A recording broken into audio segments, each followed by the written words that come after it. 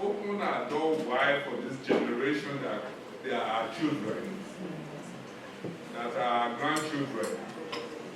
Whether it's investment, don't start spending money and think they can do. Ask them, what is your view? This is what I'm thinking of doing. What is your view? It's not that you must accept. They give you a different type of wisdom. You can reflect on it. If you don't understand it, you ask. He said, don't bear, what did it say? Cryptocurrency today. How many of you even know what cryptocurrency is? Didn't you say so? How many of you know what it is? And that is a very sound advice. Have any of you heard of NFT? Huh? Oh, you will know about NFT. Any other person? NFT. You know, it's, I said, just like what is wrong with our country? If we're talking of digital communication, digital minister, what digital minister? Does the digital minister understand what it is, a digital economy? It's not just the name of a digital, does it know what a digital economy is? So we ourselves, we have to start learning. Our children might not be patient, and some of them are not.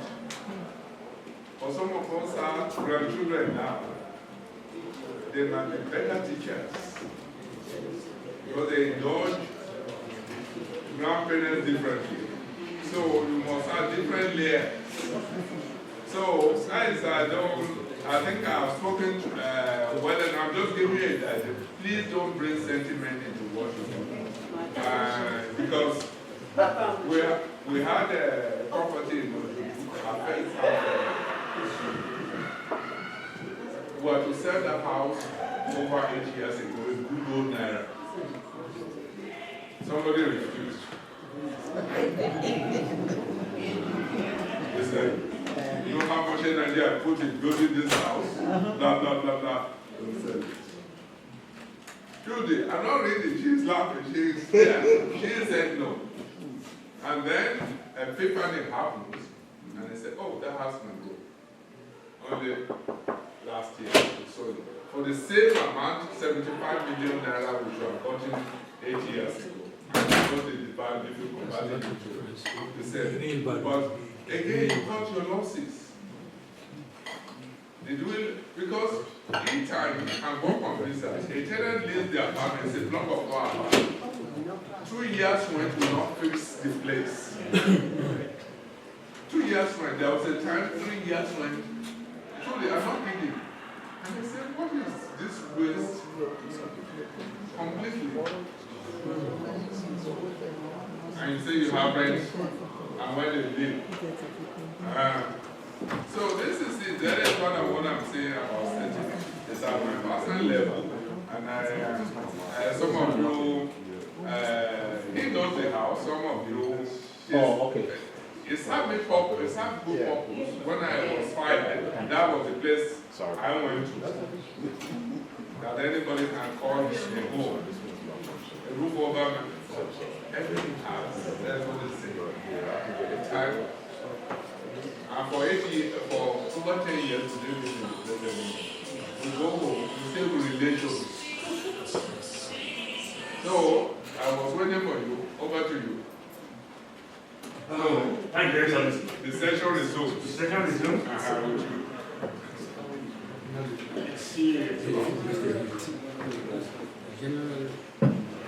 So where do we? Yeah, simple is something.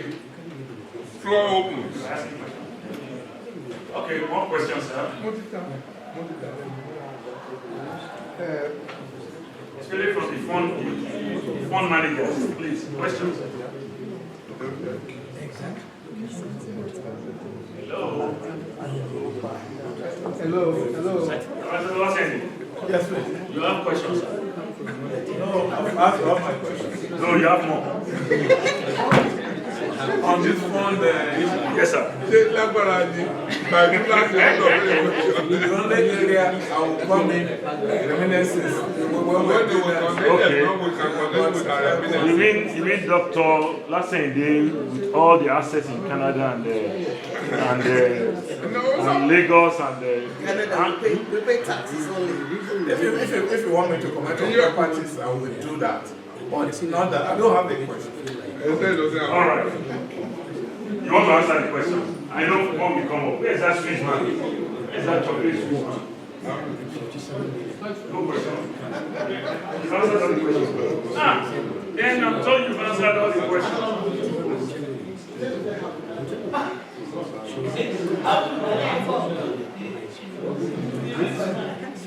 See? It's used to number accounts.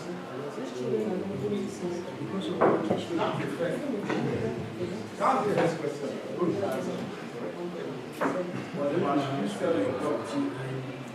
And then invest in stocks and bonds. And I said,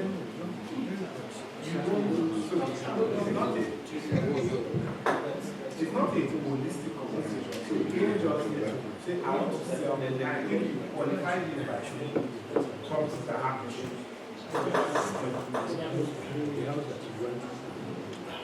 So, first, you need to see management of the company separate from how you manage it. But today, look at it as a report to continue to reach that. So, the answer is no. Then that's when you make the decision. Not necessarily whether you should buy stock. Is there a different way to manage it? And from what you have explained, it looks like it's stock. So, if the rent is not correct, it means the profits are so that not generating anything. And it's high.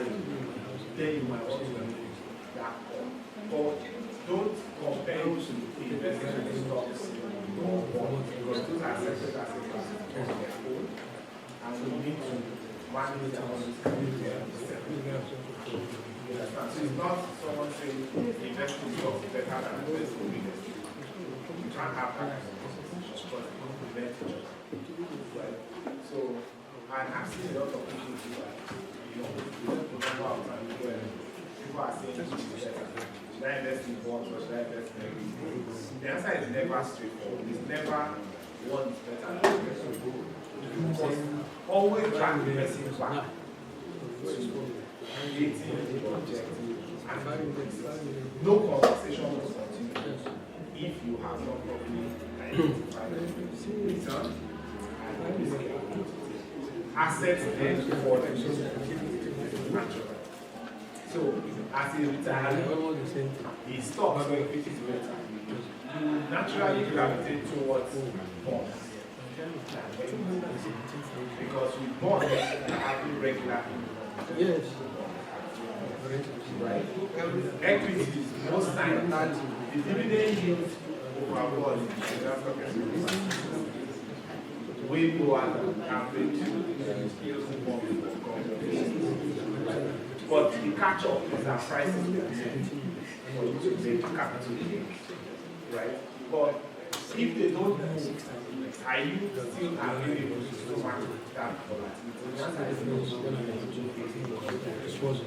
Right? So retirees will have more of fixed income. We're not hearing you very well at this end. I think the mic is not very loud. So, yes. So I'm saying retirees naturally will have more allocation to fixed income instruments than equities, right? Naturally. And how much that allocation will be is then client specific. It's based on how much risk and how much loss you can take in the portfolio. But the general rule of thumb is have more fixed income related instruments than the variable instruments which we call equities, real estate, and so on. That's how I'm particular about thinking about your real estate property because the risk is big. And what of the retirees who want to, with the liquidity in their hands and liquidation of some assets, want to go and do business?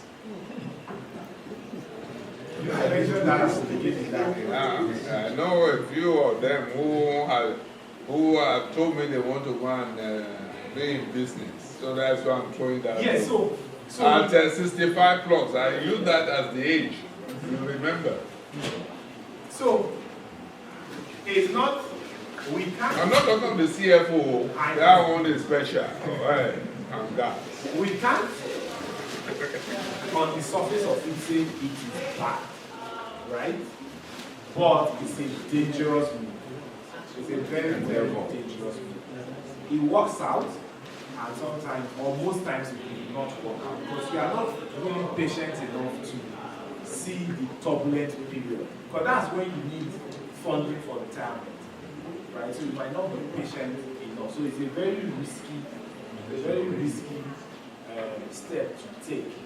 But I've seen, so I'm trying to remember, there was someone that was a client we had that went into this. But the way he was able to do that was to separate, so to discount the amount he was putting into the business. When I mean discount, write it off. So he had a particular amount he wanted to use to go into the business and carry the amount to his portfolio as zero. Right? So that from day one, He has discounted it. Yes. He's written it off. He said, I'm not making anything from it. So if you have that amount of wealth that you can discount to zero, then you can easily go to that. If not, to be tough.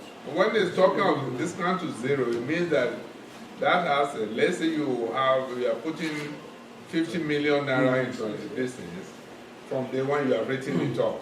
Yes. If I lose it, doesn't do any harm to me. It won't give me a heart attack. That's what we're talking about. Because it can become zero. So from day one, you regard it as zero. That's a tough one. It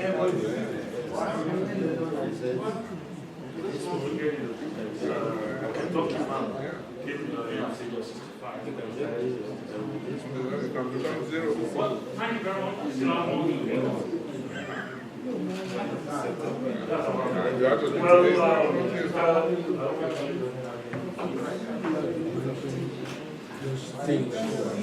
Femi, many of them will be talking to you one-on-one later. So, just give us a general overview. Okay, thank you very much, Your Excellencies. Thanks for the insightful session. Just to quickly introduce myself a little bit more, what I do. speak up, we can't hear you. Just to introduce myself a little bit better. I actually had a team that we call, is a unique team in asset management. It's unique because we are a set of people that cater for a unique set of people. So I'm using the word unique. And the reason why I'm saying this is because we cater for people like you in the room. And I have life experiences of people that we cater for. So we're just like a conduit to all that Standard Bank or Stanbic has to offer. What do? We try to identify you in your wealth journey, as we'll call it. See where we can partner with you. Get to know what your aspirations are, your ambitions, for yourself and for your families. And I think if we mentioned earlier that partnership is one of the unique strategic approach that we actually deploy. And we've had people that we've helped in different ways. And I'll just give two examples. They are both retired. A retired permanent secretary became our client. By the time he passed on, he had about 5 billion as asset under management. But there was something he did, and that is just to speak to 5 billion in Naira. Just to speak to what AP mentioned. earlier about involving the beneficiaries at an early stage. So what he did was, he actually called me over. He has a son, the first son, that lives in America. And he comes into Nigeria almost every quarter, maybe every 6 months, because he's on the board of the company. And he said, I need to prove to my children that there is serious benefit in investing and putting investment the way you guys have actually told me, because he's been at home for years. And he said, I'm going to give you 300 million naira to specially manage. And this is my son. Every time he comes in, you guys will have a one-on-one to review what you've done so far. And we started that journey. That particular fund went through the different economic dynamics that he has described. Inflation went up, went down, FX fluctuation went, all sorts, for a period of 5 years. And what we're able to do, working with the client, is to move that 300 million naira in 5 years to 532 million. That was the work we had to do together. Like I said, it's a partnership. So we sit down, we talk about it. And the reason I'm saying this is because we can't answer all the questions here. And because the solutions that I might offer one person might differ from the other person based on your aspiration. There's no way we can give a generic answer or solution. And we're able to do this. And by the time, I call him Daddy, but then Daddy passed on, and the son had to inherit. So we just continued from there. That is the benefit of involving them and having that conversation.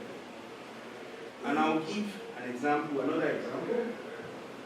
A retired ambassador as well walked into our head office with the Carrington, and that's the branch, and said, I want to open an account. And I was called as well from my floor and said, oh, we think this person should sit in the space. And he engaged and said, oh, I've always had relationship with other banks, but I think I like your MD there. That was Shola Dekwa. I said, oh, I would like to start a relationship, but I'm retired. I only have 30 million that I'll give you. I said, okay, sir. So he started engaging.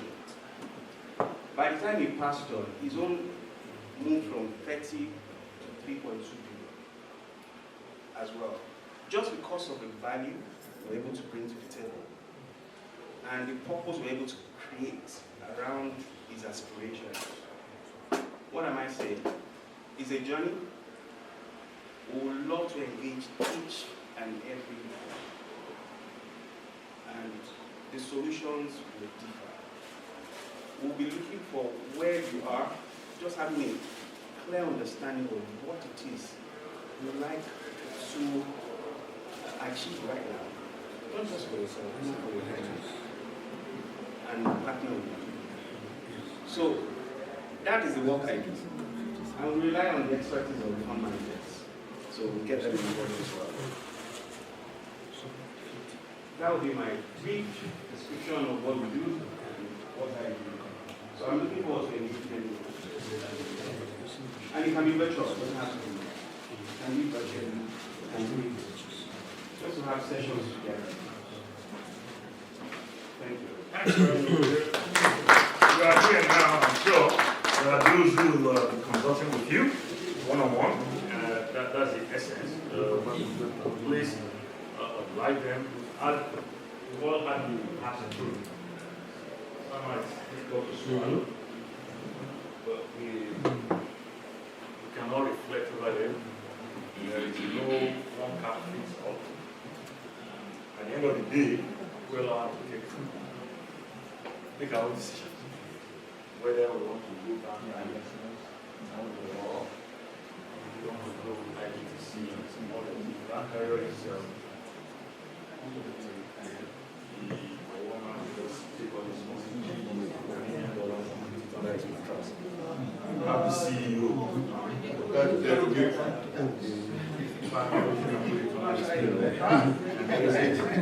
Or you can be the Swiss banker.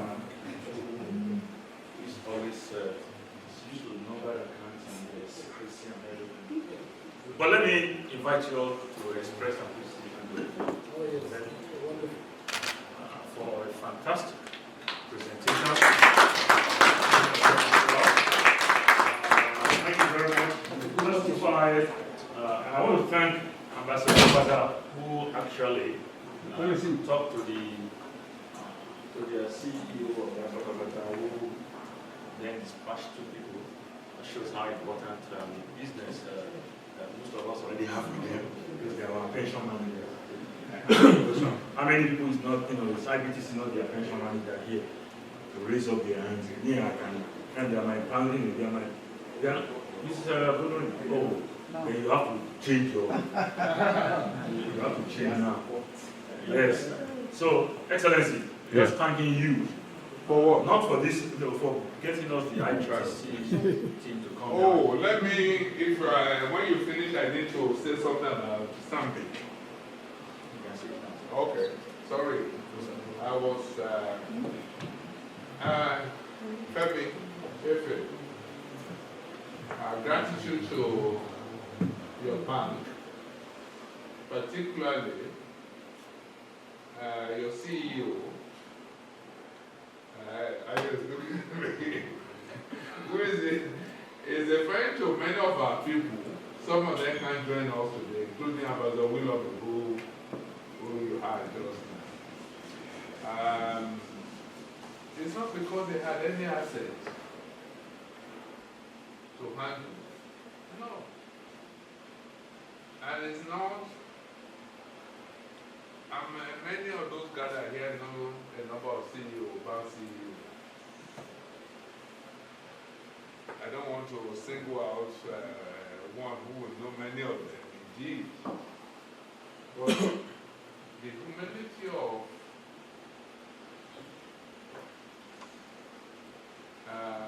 your current CEO and his two predecessors, and perhaps you are aware that one of them is the daughter of an ambassador of the Federal Republic of Nigeria. You don't know Shola Bora. David Bora is Ambassador Adegoroye's daughter. You know. He's one of the simplest, most humble persons in the world. So, I'm saying it because she has retired. Am I right? And she's currently doing a PhD, isn't it? In her retirement. Shola's father was one of the people I met, and he used to humor me. I say, you remember, even until 4 years before he passed, I respect him a lot. We'll do a reminiscence later, but it's that we have a special relationship with Stanbury, flowing from that heritage of Ambassador Adegoroye, of blessed memory. Lai, Yes, sir. did you ever meet him? I think so, because when I was in Tanzania in 78, He came visiting. he had something, and I was not in Zimbabwe. Okay, it's Charles. You know Ambassador Adegoroye? I didn't know him personally. Oh, okay. But So, I know him. I know you. You know him. And when we do our reminiscence here, we'll talk to her about it. He was one of the, I think, second set of the Foreign Service. Second or third set. I think he joined before independence. James, you were saying something? Yeah, sorry. No, I'm talking of the elder Adegoroye. Not FF. The older Adegoroye. So convey our gratitude to all the way for your current leadership. So, those who have been migrated recently to South Africa, that we esteem them and thank them. I know how much it will cost to send you as a team here. We appreciate that. Thank you very much.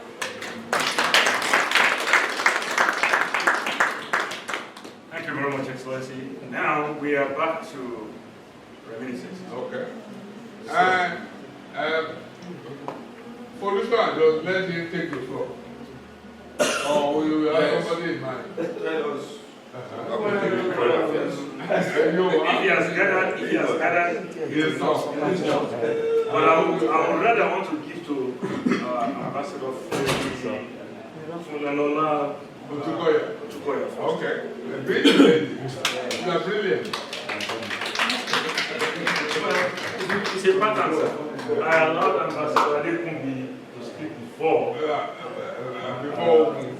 Ambassador Mayoyi. So I know that. Take a deep breath. You have the floor. Yep. Whatever you can name, whatever you can name, a big man that. Good afternoon, Excellencies. I just want to say that my coming to Foreign Affairs to start with, I saw it as the kind of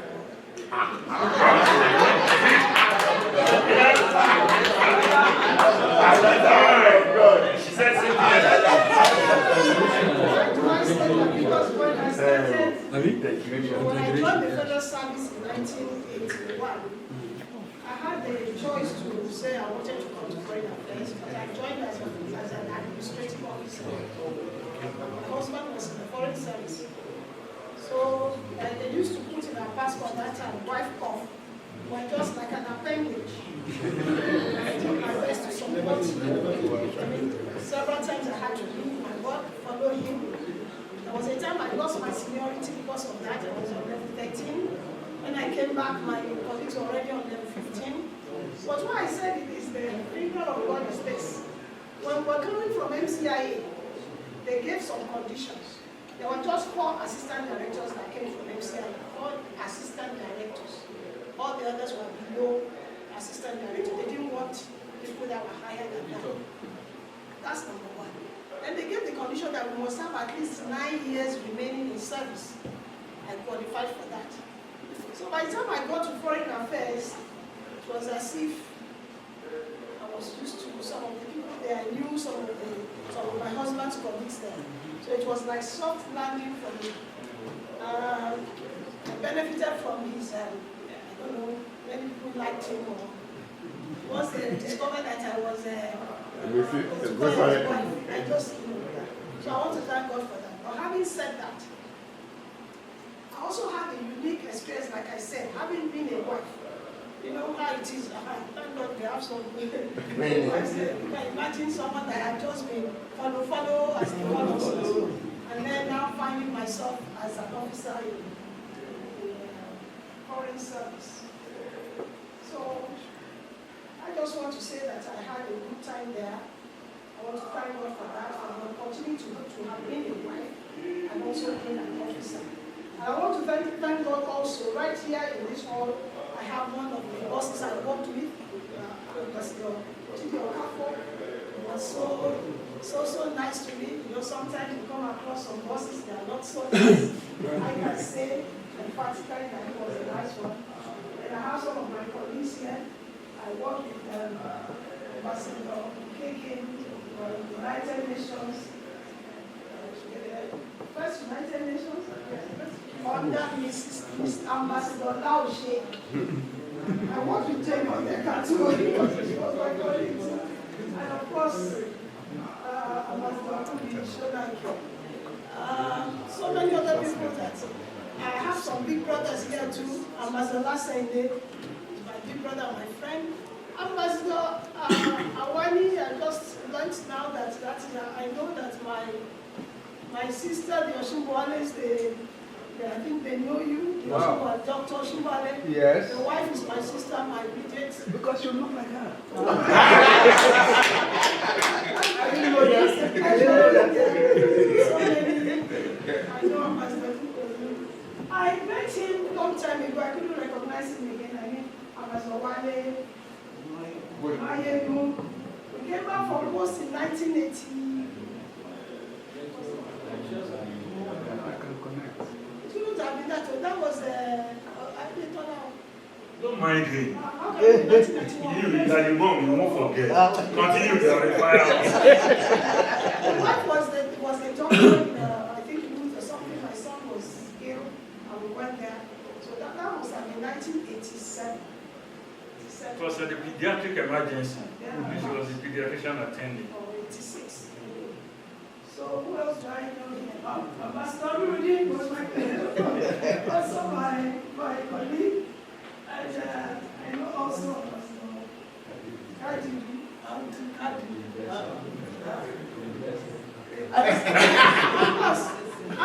We go way back. Ambassador Bonuri. We go way back. Which wedding did we go to from in Abeokuta at that time that we stayed? Labiro, yes, Labiro, who also married an officer in the ministry. Way back in 1982 or 81, went to Abeokuta and we stayed in the branch first at your place. My sister, it's also my sister. I didn't mention mine. I will call him Daniel. I don't know whether to call him uncle or Daniel.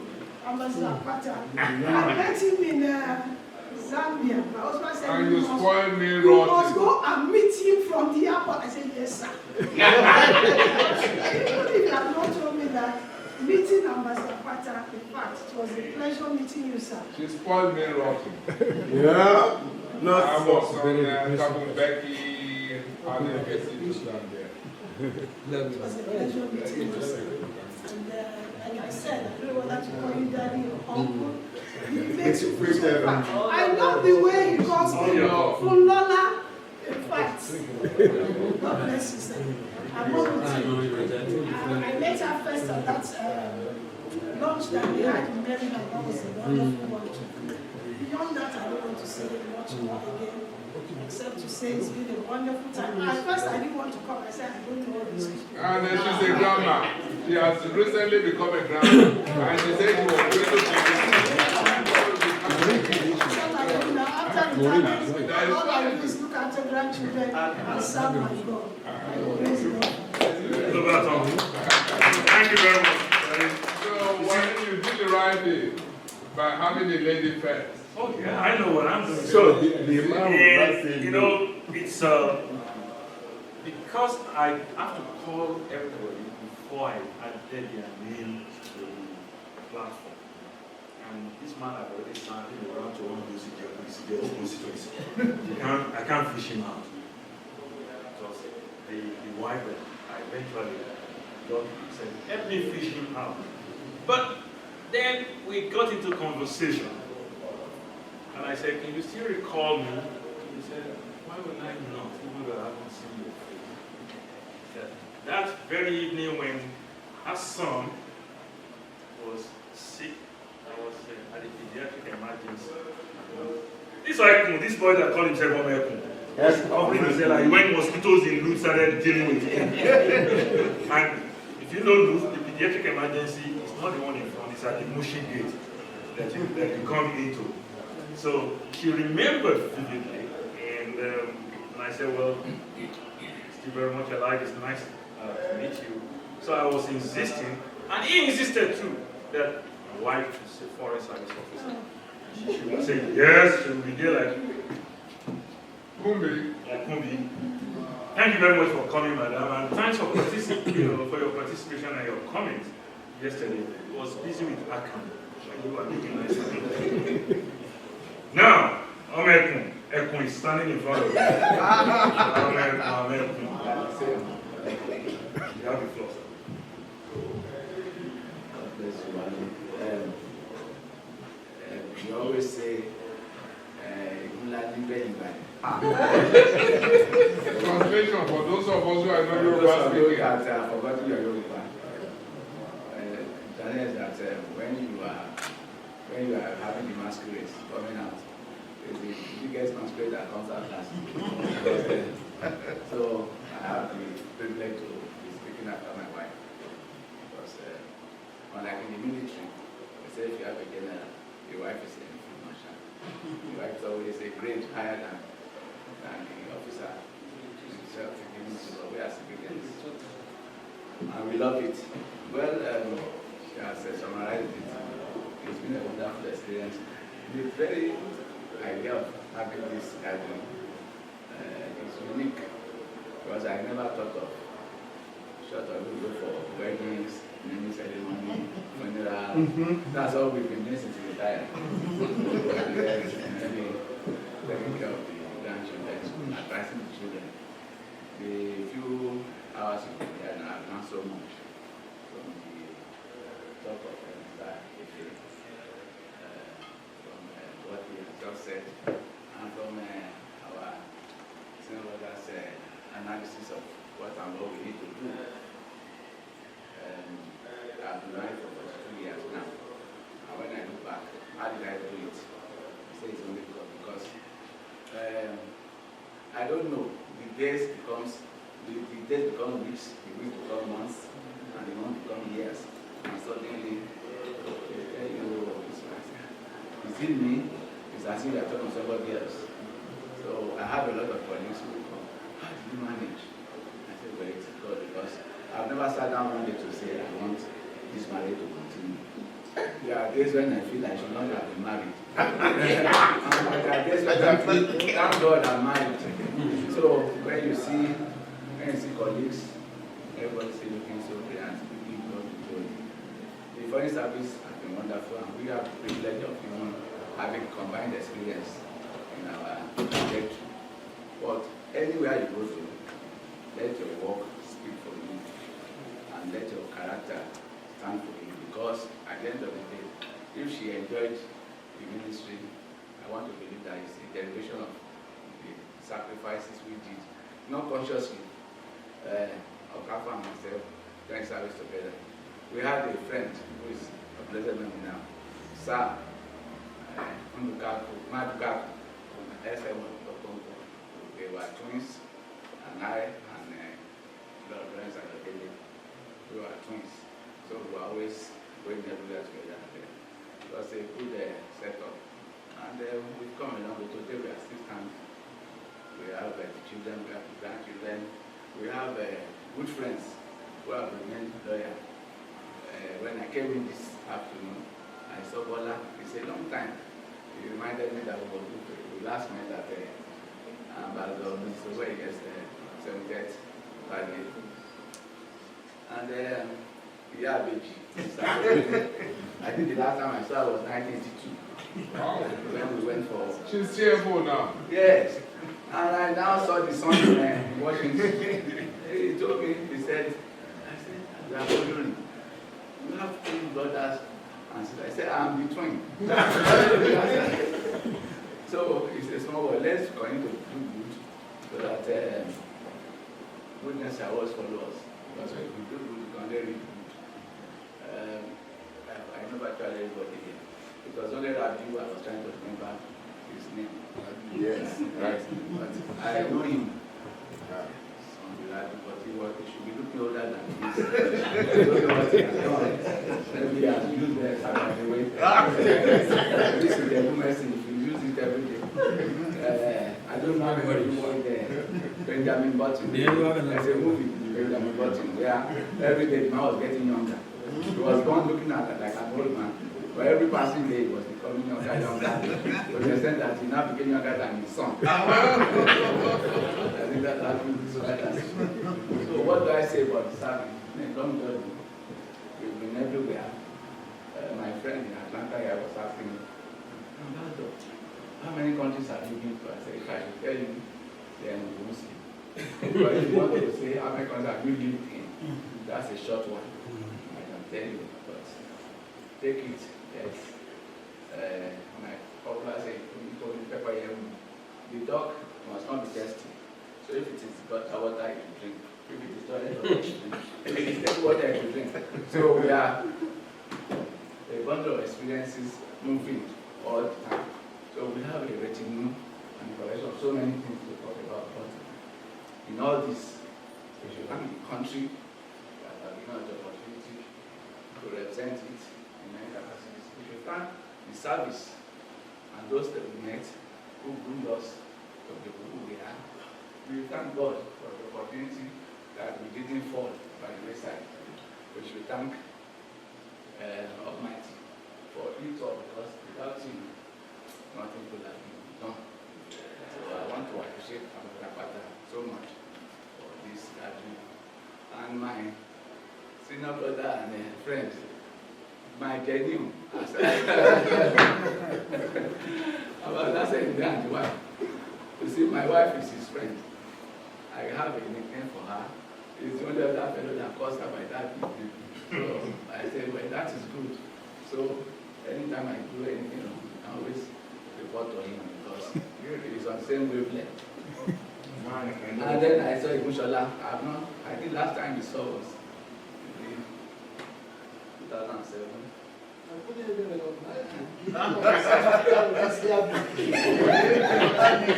was close to South Africa. So I said, who is this revolutionary? Yes, yes. So it's good to see you all. I think that was all for now. All right. Thank you so much. Thank you very much, Dominic. Your Excellency. Excellency, so it's interesting. There was somebody that should have been part of this, but for some reasons, it's not a meeting. But by the invisible hand, is it the divine? How did you call it? The hand of God. There's Vivian. It calls the mind of Vivian. Okay. She also used almost Oh, similar. yes. But I think by some divine intervention of the hands of Almighty Allah, the person happens to be in Atlanta and is part of us. And it's interesting. And it would be nice to hear from him. He's ever looking younger, so he says, Shehu, Rabbi Shehu Kirish, you're my Bobby. I have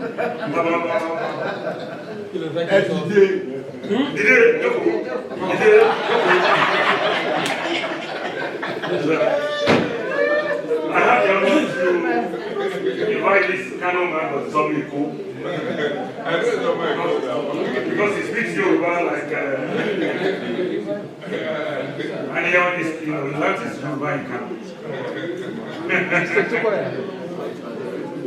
So I have the honor to give the floor to Ambassador Rabbi Shehu to also give us some of his perspectives. He's still the current DG of Iwe Experience.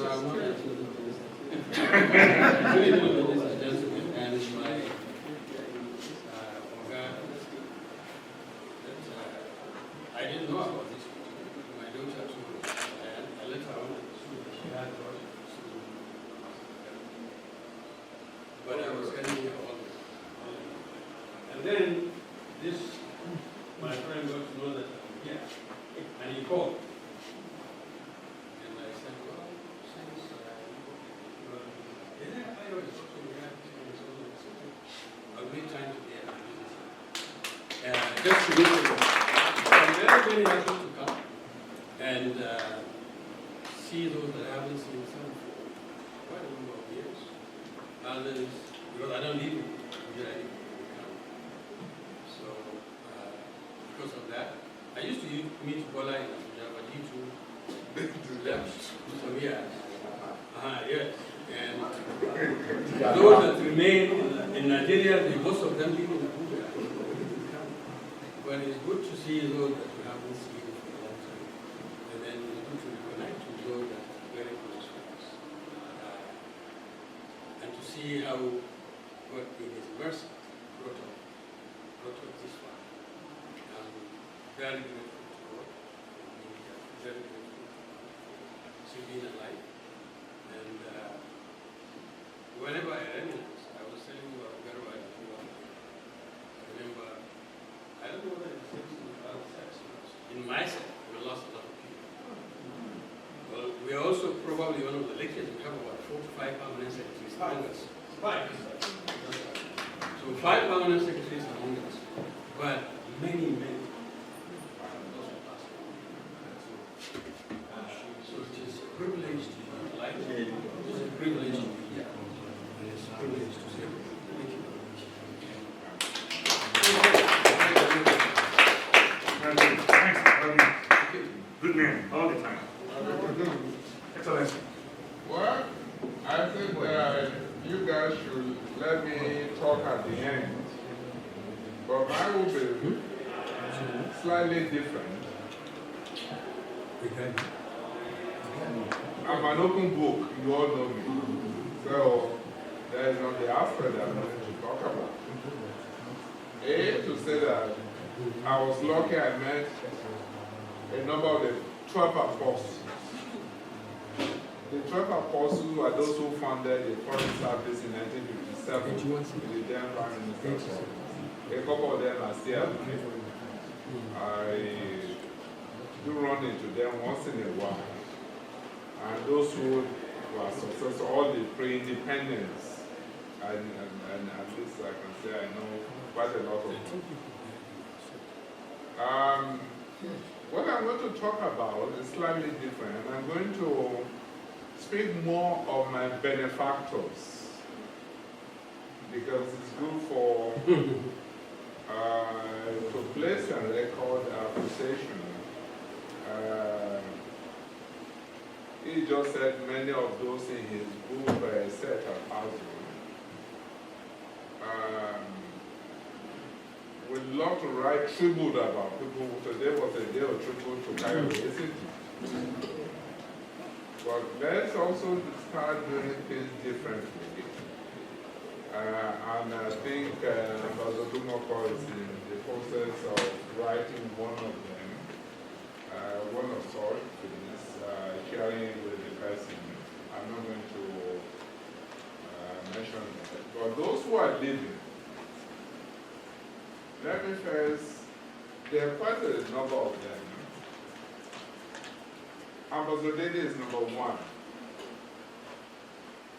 You know, Branson Dede, the worry boy, as I call him, now. You see he's smiling. I ran into Ambassador Dede by chance in 1975. I was posted out of Dublin to Bonn to advise him. And this charming lady, he hates flying. He hated flying at that time. Any lady, 1 hour on the flight, is going to be ill, sick, throwing up. So here we flying from Dublin to London to see her brother who was in London, and then going on to Bonn. That 1 hour flight from London to Bonn, she was very ill. And I thought by the next day she would recover. No.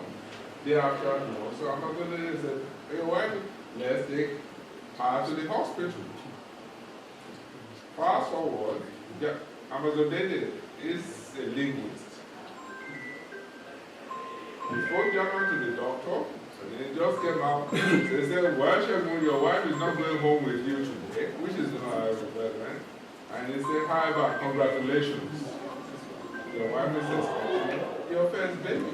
I said, oh, even a dog doesn't know that she's expecting a baby.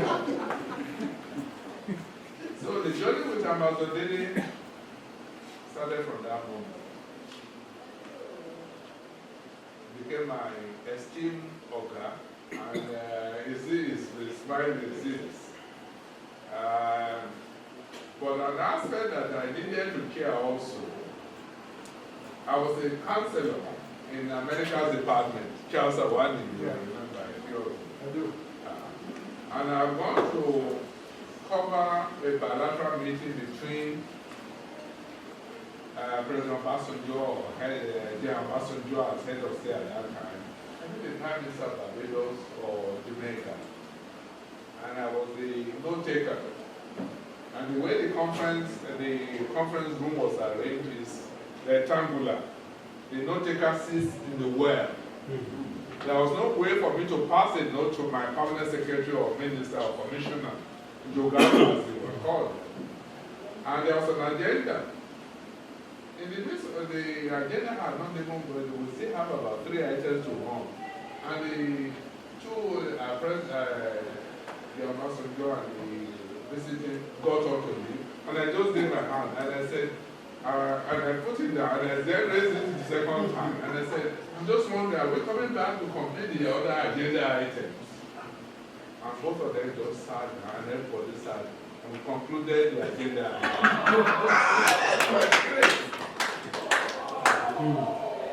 So, they left the room ahead of me because I said I was seated in the room.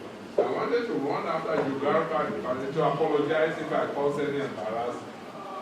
And so nowhere, somebody was pulling my jacket from behind. And I said, there's none of my colleagues who is in this place who will do that. And the normal thing is that you tap the hand of the person. And I was, thank God I was careful. Who was pulling my jacket? It was the ambassador. I didn't know that they detour somewhere. And they look at Uganda, send this young man to cabinet office. So I didn't say anything. So a week later, the Uganda sent for me. And he said, you are going to the cabinet office. And I looked at him, I said, Commissioner, I'm doing no sort thing. He was stunned. And I said, what did you say? I said, I'm doing no sort thing, sir. And he said, you want me to disobey my commander-in-chief? I said, no, sir. He didn't know how to react. And he said, why don't you, you say you're not, why don't you want to go? I said, they don't need me there. I said, it was for the moment by the ambassador, Joseph. So I detour, his chief of staff at that time was Ambassador David. So I detour, I said, I need to be rescued. And he said, what happened? I told him. And he said, Sheriff, tell me honestly, why don't you want to go there? So I said, you don't need me. The place is already top heavy. King David there, Lavender, Tunla, Fafura. And I said, well, no, I said, I'm going to be the island boy. So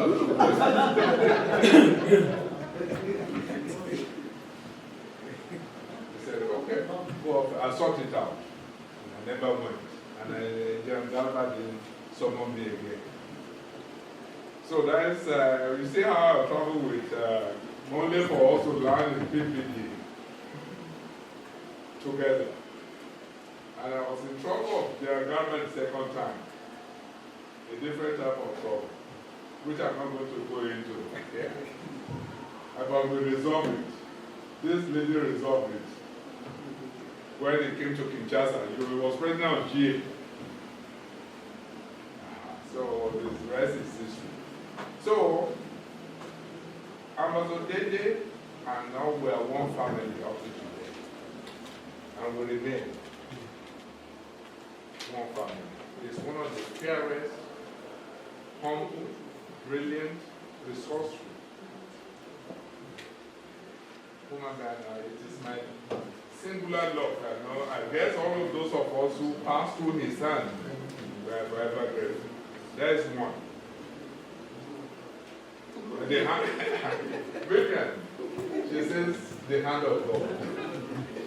There are a couple of them that I'm going to run. I spent time on Ambassador Dede for a good reason. There are a number of them, and I had the, I won't call it the honor, privilege, but somehow I ended up serving or being the object of a number of ministers over time. I came back from Athens with Dede and Prosegambari was minister. And Dede had a knack of letting any of us in his department walk to the minister's office with the work we are doing. Oh yes, they will say, take it to the minister, come on now. And usually if you don't want to go, they say, go, take it to Sheikh Mahmoud, his deputy. So, and one of the, that was how my relationship with Professor Gambari started teaching. And I remember his chief of staff was Ambassador Son.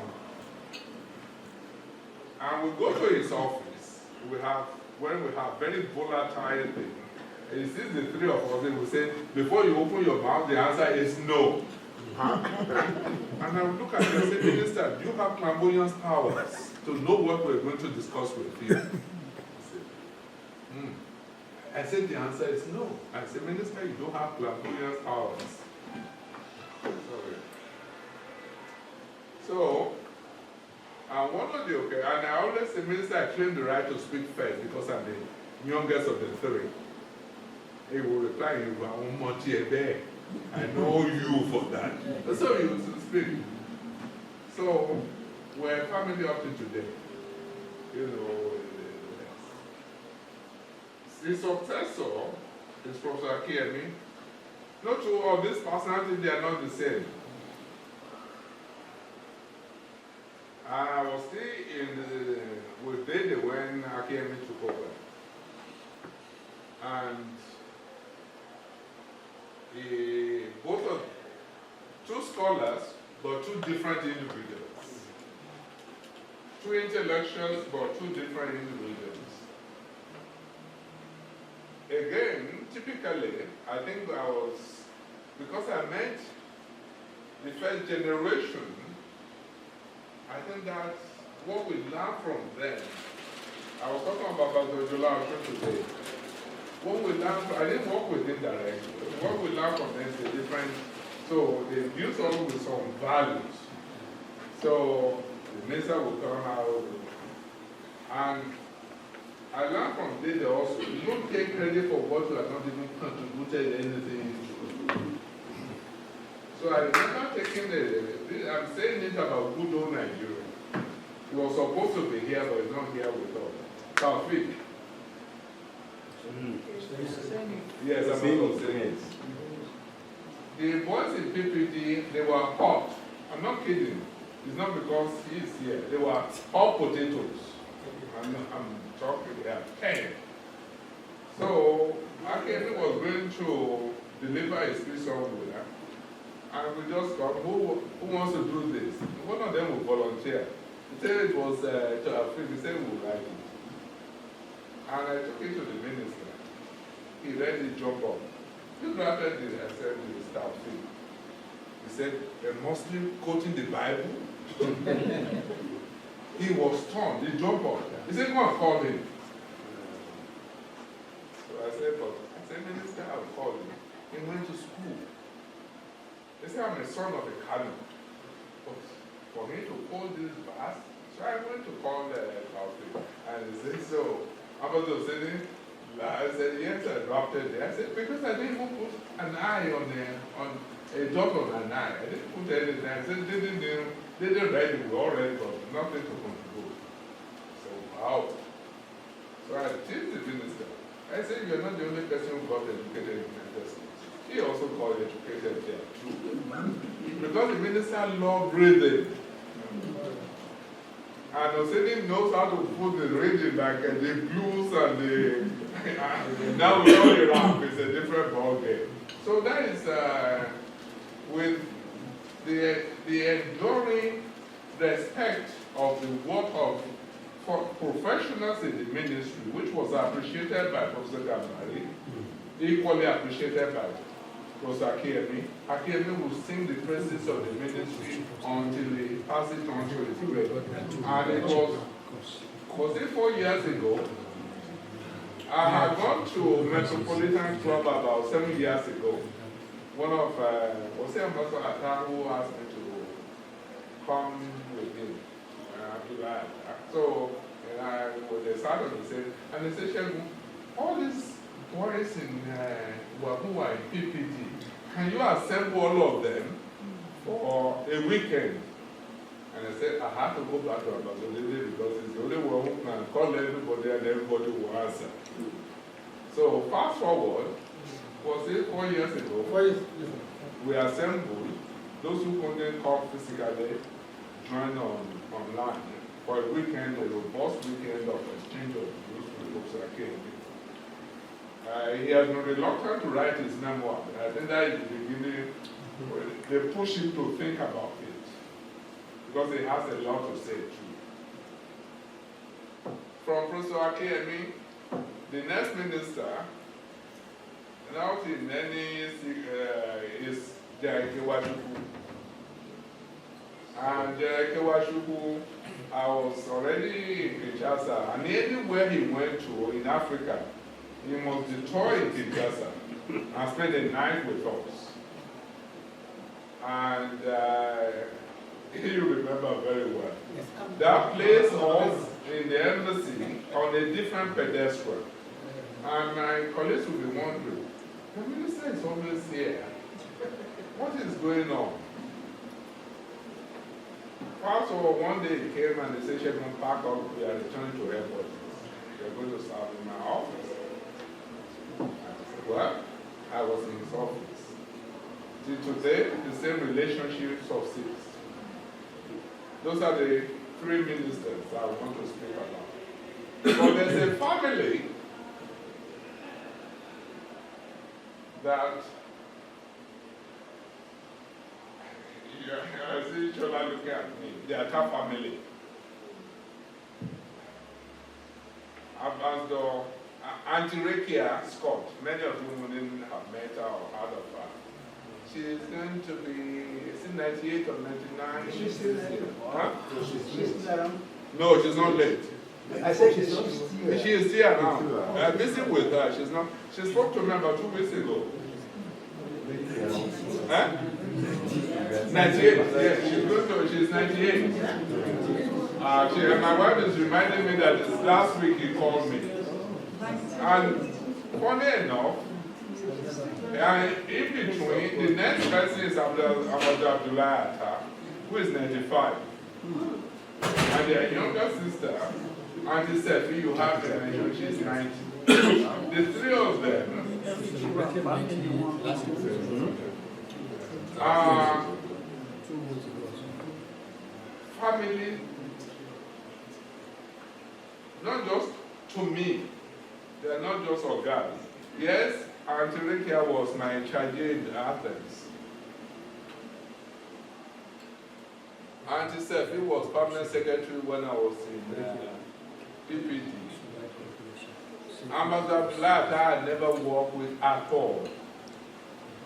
But if Ambassador Femi Joy were here, he regards both of us as the younger brothers. As the way the 3 of them are taking me. I said it yesterday that Auntie Sefi, in the height of my turbulence, sent me some money and asked me to get out of town. If she doesn't hear from me, the 3 of them, it's funny enough, that will say, the phone will ring, I will say, my God, I'm just checking on you. I've not heard from you for 2 months now. What is going on? How are you? You know. So, the 3 of them have taken me individually. There is no, it just happened to be siblings. They are alive. If I'm in Lagos, even for 48 hours, I'll visit with Ambassador Abdullah because it's very, where he lives is a walking distance from Femi Joy's place. You know. Auntie Rekia is not physically strong like his 2 younger siblings. She's on a wheelchair, but her intellect is sharper than mine. I'm not kidding. So, those are the 3 siblings who have adopted me as a member of their family, for whom I'm eternally grateful. I'm sharing this because we never know of tomorrow. And outside the ministry, the foreign service, because it gives us a lot of, there are two others that I'm just mentioned. I call them Egmons. Dr. Tunji Olagunju and Dele Cole. I'm sure some of you know them.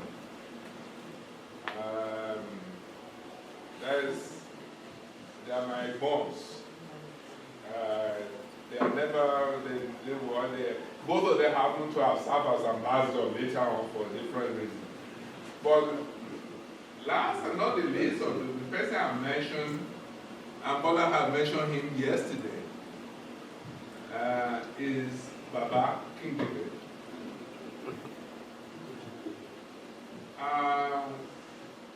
We're a family. And all the people I mentioned are regarded as family. We travel a long way. I think Bola can say more of that.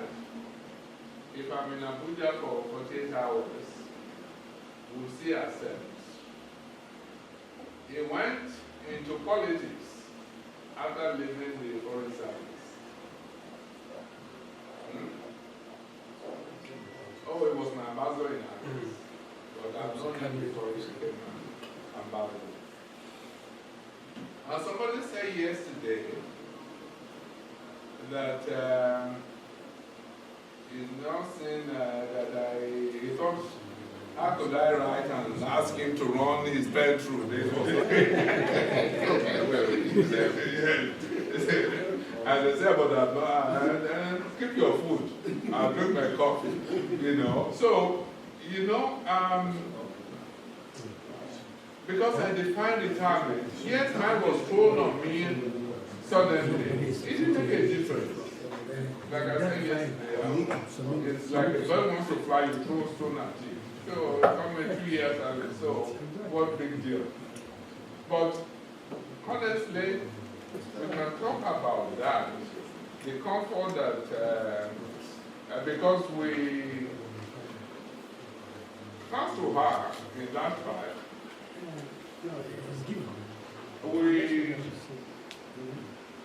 our life is simply structured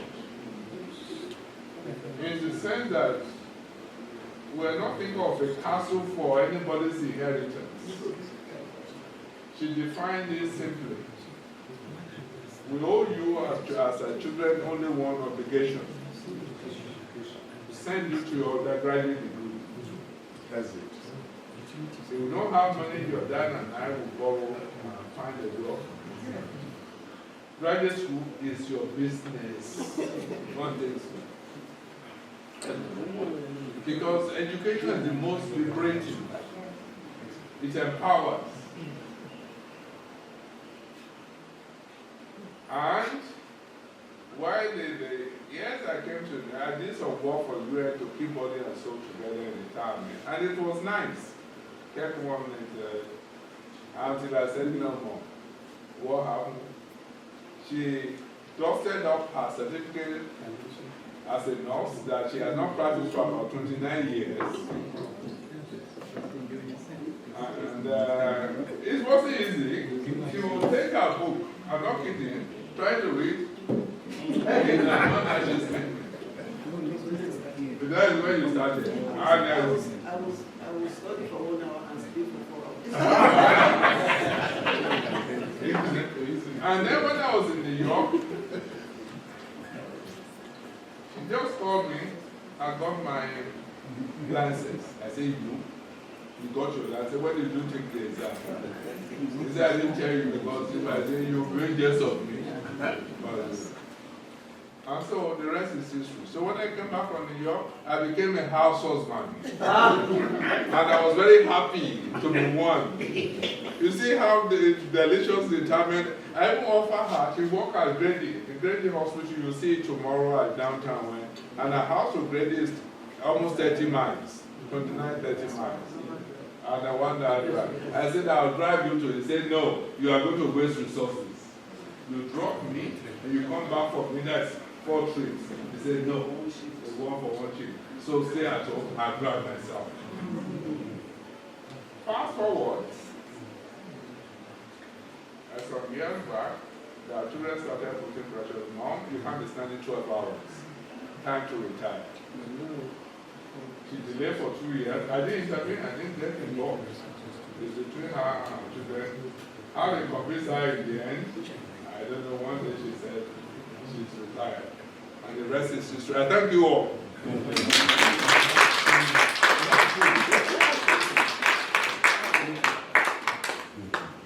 Wale? How am I go? He's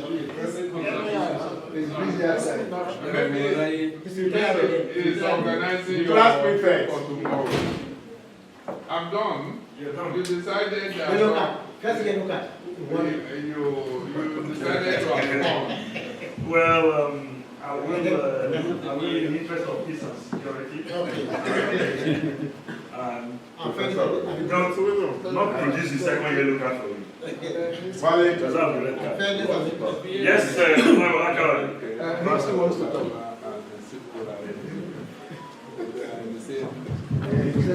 Thank you very much. Class prefect. This is my Coca-Cola is in the same. This was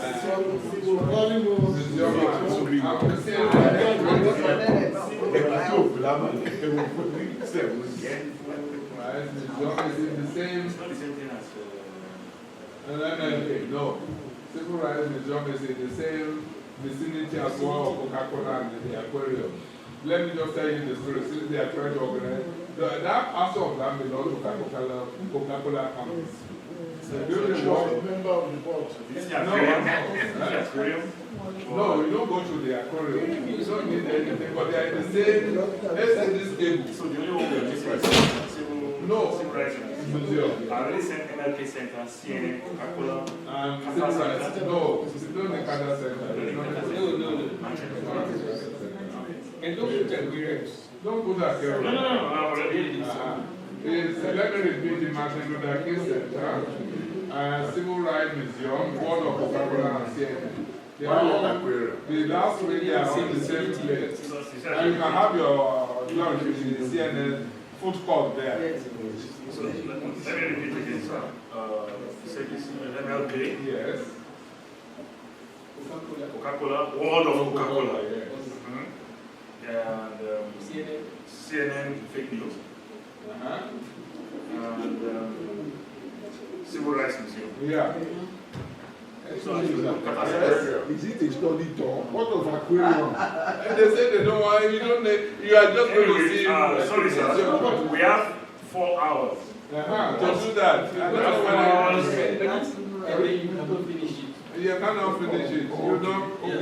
Because I'm just worried that all these former police officers, MLK Museum, this book. Limit it to one of Coca-Cola, Civil Rights Museum, and CNN. They are all in the same fog. But some of us have been MFA is very instructive. I'm not a commenter. Yes, it's good for you to see. Yeah, because you are going to watch about 15 minutes movies there, which is good. And then you see the, I don't want to run it. So those are the 4. But I've already said the 4 hours. They said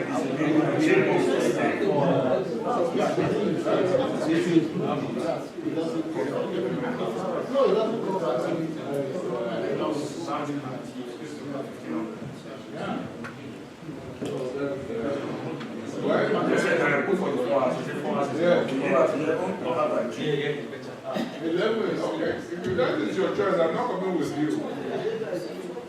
I would say leave at 10 a.m. And because again, you have a dinner in the evening. Let's leave it at 11. Those who want to join service and worship online. Is any of you going to Pedro Dora tomorrow? Oh, no. Who is that? Comfortable shoes. Oh, those. Wait, the pastor. Dollars can be answered better. I call it petrodollar for good reason. Sir, prayers in dollars. We better answer than prayer in naira. No, that's it. Isn't it? Yeah. Yeah, me also. Are you done, Wale? Yes, sir. So, Thank you very much.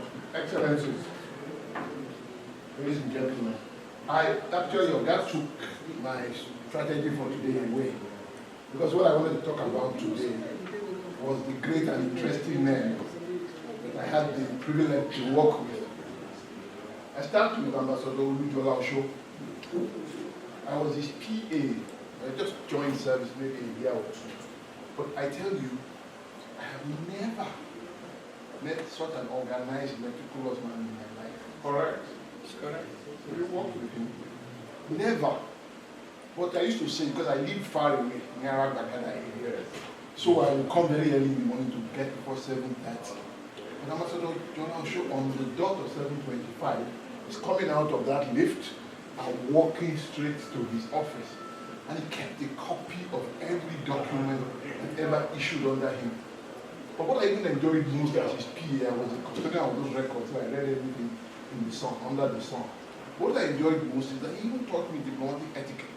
If anybody was coming to meet him, I had to go downstairs, meet them in the waiting area, that lobby, sign them in and bring them upstairs. And I was with them, so he told you, you don't just bring them, you converse with them. I found myself, the only person I can really remember now, but there were several, was Sam Yoma, who was then the liberation president. Yes, I walked him all the way there, and I walked him back, so I was talking the usual and Luther language with him, and he was, I think, was looking at me, Mr. Man, so I just wanted to pay tribute to Ambassador Bola Osho, who was such a great influence. And then, of course, everybody knows I worked with Ambassador Adekoye. How did I meet him? I used to go early, as I said. I used to really go early. So this morning at about 7:20, 7:25, I went into the outer office of the director, and Ambassador Jerry had gone to post. So the director's office had been vacant for a while. So I went in at 7:20, 7:25 to sign in the attendance register. I just had one voice booming from there. Who's that? Anyway, I looked in and I saw this gentleman saying, yes, who are you? And I didn't have the courage to say, well, who are you? Because you are the guy who just came here. But anyway, I said, oh, I'm so. He just came, right? Go and bring that attendance register. See, he wanted to check whether I signed 650. So that everybody who came after me would have space. So I took the register and took a look at it. And after that, of course, I became quite close to him and became his special assistant, amongst other things. But it's very interesting because there were characters. Your next person I'm talking about is Ambassador Mama. I went on leave one day, second, third secretary. When I came back, Mr. Olion here, I said, Yemi, what did you do to Ambassador Nana? He's looking for you. Who is so called? He said he's looking for you all over the place. So I said, okay, fine. We were in ICD, I think we were on the 5th floor. I think Africa was on the 6th floor. So anyway, I made it out. So I went to look for this ambassador. But did you know? I said, yes, I am. She was my report. Which report now? How do people work with? I just met you for the first time. She said you went for the ADB meeting, so. And you didn't find the report. I filed the report. They're going to bring it. I went down and I brought it, took a look at it. This is what I'm looking for. What's your name again? And I told you. Okay. All right. So that's how I did my own peace with the famous ambassador Ononye. And that was mentioned Ambassador Dede. I didn't work with him directly, but he was Assistant Secretary General in Addis Ababa when we were posted there. I think that's first or second secretary.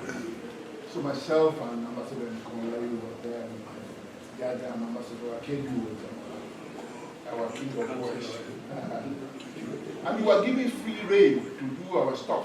And you did very well. Ambassador Gege was Assistant Secretary General Administration. So they were doing this budgetary thing. And I was taking the whole thing to pieces. And he was sitting there, my Oga, basically taking his department to pieces. He sat there.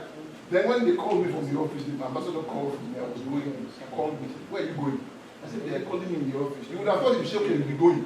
He said, go and sit down and finish what you are doing. What kind of boss is this? I mean, basically, he was sitting there, I was chairing the work of his department to pieces, and he had no objection whatsoever. He said, don't go. And that's the measure of the man, as you said, sir. Then, of course, I wanted to mention, and with a note of sadness, I worked also closely with Ambassador Otobo. I had the privilege of sharing an office with him after he came from China. He was I sat up with him in an office. And it was such an inspiration, because from that period is when he went to Harvard to do his MPA. And it so inspired me that I said, I have to find a way of going to study abroad by this man. And he used all the savings to go to Harvard. You know, and he came back, and he was my mentor ever since. He joined the UN, ECA, anytime I was in New York, of course, took me home. So it was a great source of sadness for me that we lost someone like Ambassador Otobo in such circumstances. Because then the last two ambassadors someone mentioned yesterday as being a candidate you put my guy in trouble. But that Ambassador Esmond had a scary work ethic. Scary. Ambassador Esmond at 8 p.m., that's when he would say, hey, I'm looking for this document. Let's go home. And say, no, just, then he would take Ambassador and spend 5 minutes on one word. To find that precise word. What do you think? So I was just like, okay, just like this, let's go. The Ministry of Works, he called me, he said, they cannot try to. And that was because that, and last of course is Ambassador Patak. Can't believe I never really worked closely with him in the ministry. I worked more closely with him when I was already at UNDC. And he came to be a member of the Becky panel that did the work on illicit financial flows. But, I mean, he's always been my mentor from early on, all the time I was talking about Ambassador, all those people. He used to come around and took an interest in me. And he did, look, I don't go anywhere. No, just a minute, I have to answer you. Can you pause for a second? All right. One meeting that would bring all the other heads of state, the chairman of the South group of G77, I think. Ambassador Bala said, you can't do this. What do you mean? You can't do it. Me, I was sitting in my corner and saying, maybe I should find a way of giving this place over. Only person I've seen that challenge the person just directly like that. He said, you can't do it. And he told him, this is how it works. He said, I need to do it. He said, okay, we'll find out. And lo and behold, the following day, the old man called the meeting, and they sent several top secretaries. No, I told him when he insisted, I said, sir, no head of state will come to that meeting. If you're lucky, maybe 2 foreign ministers might look in, spend 5 minutes and disappear. I said, the ambassadors, maybe 6. I said the place will be full of main career officers and press secretaries, so it will come to nothing. And they said, what do ambassadors think of yourself? I said, that meeting at the East River, I know you with all sense of modesty. I said, God. No, but that was basically its reserve. And they called the meeting the following day, and truly, no head of state turned up. There are 2 ministers that came here for about 5 minutes, and 3 ambassadors. Oh, as we were walking, as we finished the exchange, the foreign minister then came to me and said, don't talk to your head of state, why don't you challenge him? I said, I'm not challenging. I have a duty to tell him what happens in UN. I know it. We talked this before. It's not that I said, sir. And they said, and I asked the minister, I said, you see, God is infallible. He's not infallible. And then the following day, everything happened. So the minister came out and they said,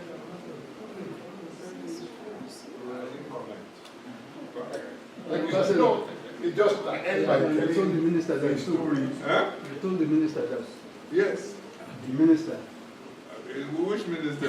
Yes, it is my. I've told many ministers like that. I tell them off when they are. You stand your ground when you know you are right, and let them know their decision is your decision. The consequence of that decision, they won't tell you. Turn around and say, but we didn't tell us this is what is about. But having said that, I think with all that. My wife was reminding me that there's a story of Obasanjo I need to share with you, but why? No, you tell the story, sir. The last story I was going to tell was that I was going to call on Kadri to tell us his experience. He knows how to tell a good story. His experience with the G15 summit in Canada. Okay. Let me tell you the story because I'm under the instruction of my wife. Yes. It was under Professor Kemia's minister. And they say, I sit down, get there from my office. It's done. At the sit-down look. And it says for me that the minister and they says, go to the Don Barracks, go and see SYSA. We are going with the Obasanjo to Mozambique tomorrow. I say, minister. He said, don't minister me.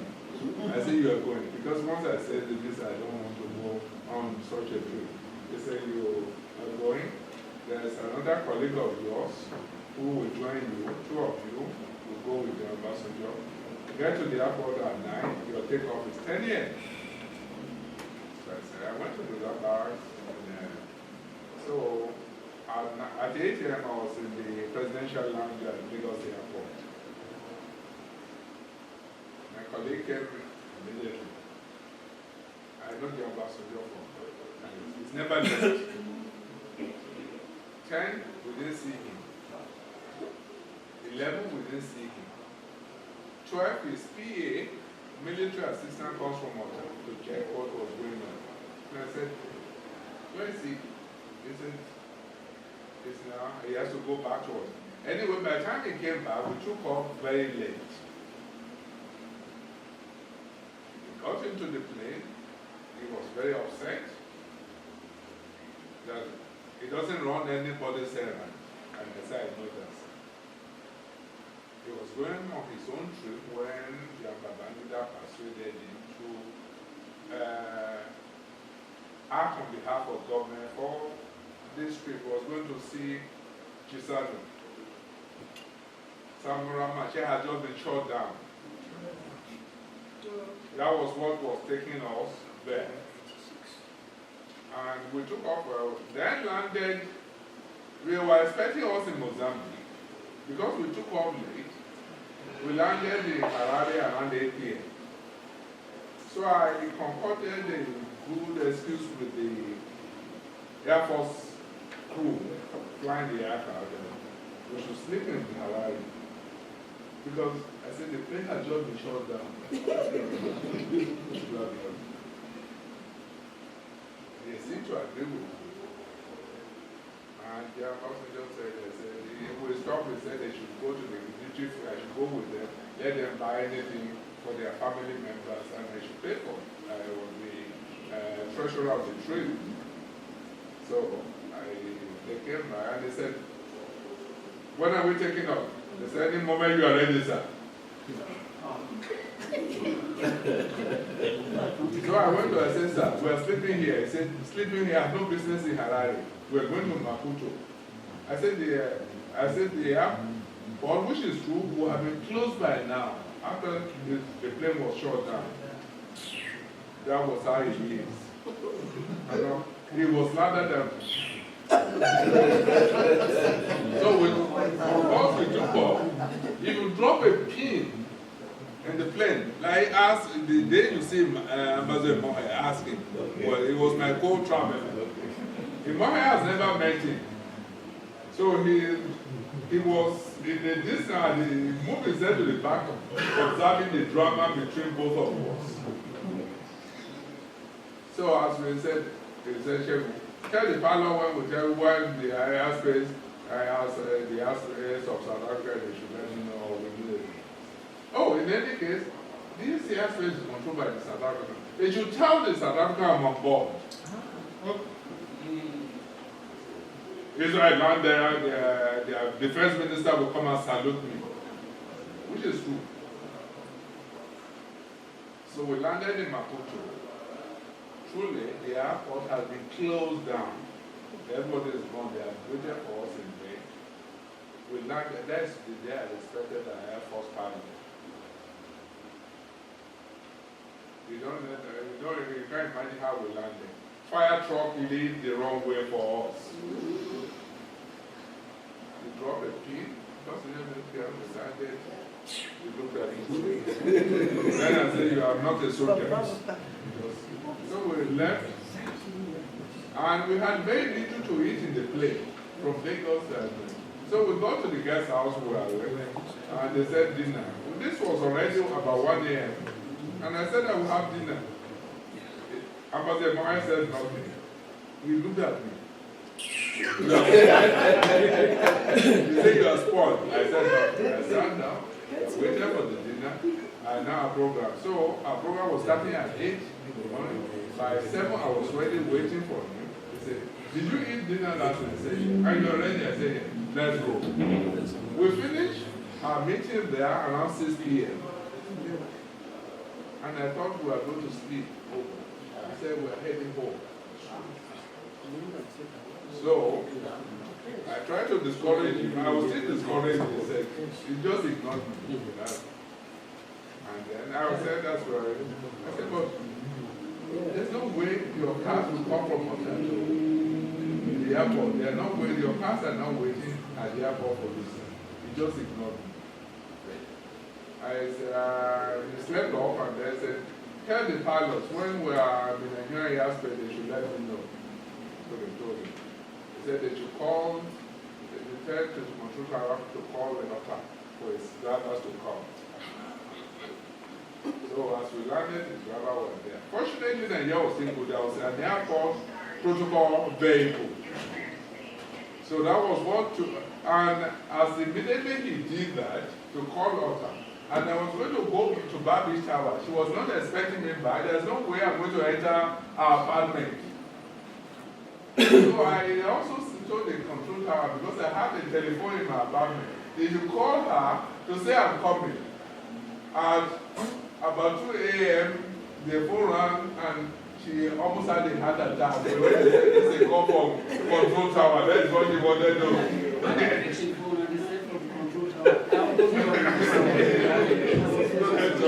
She almost had a heart attack. And the rest is... so we had a good mission, and we were not shut down. And the rest is history. That's it. Prefect. Senior Prefect. No, go ahead.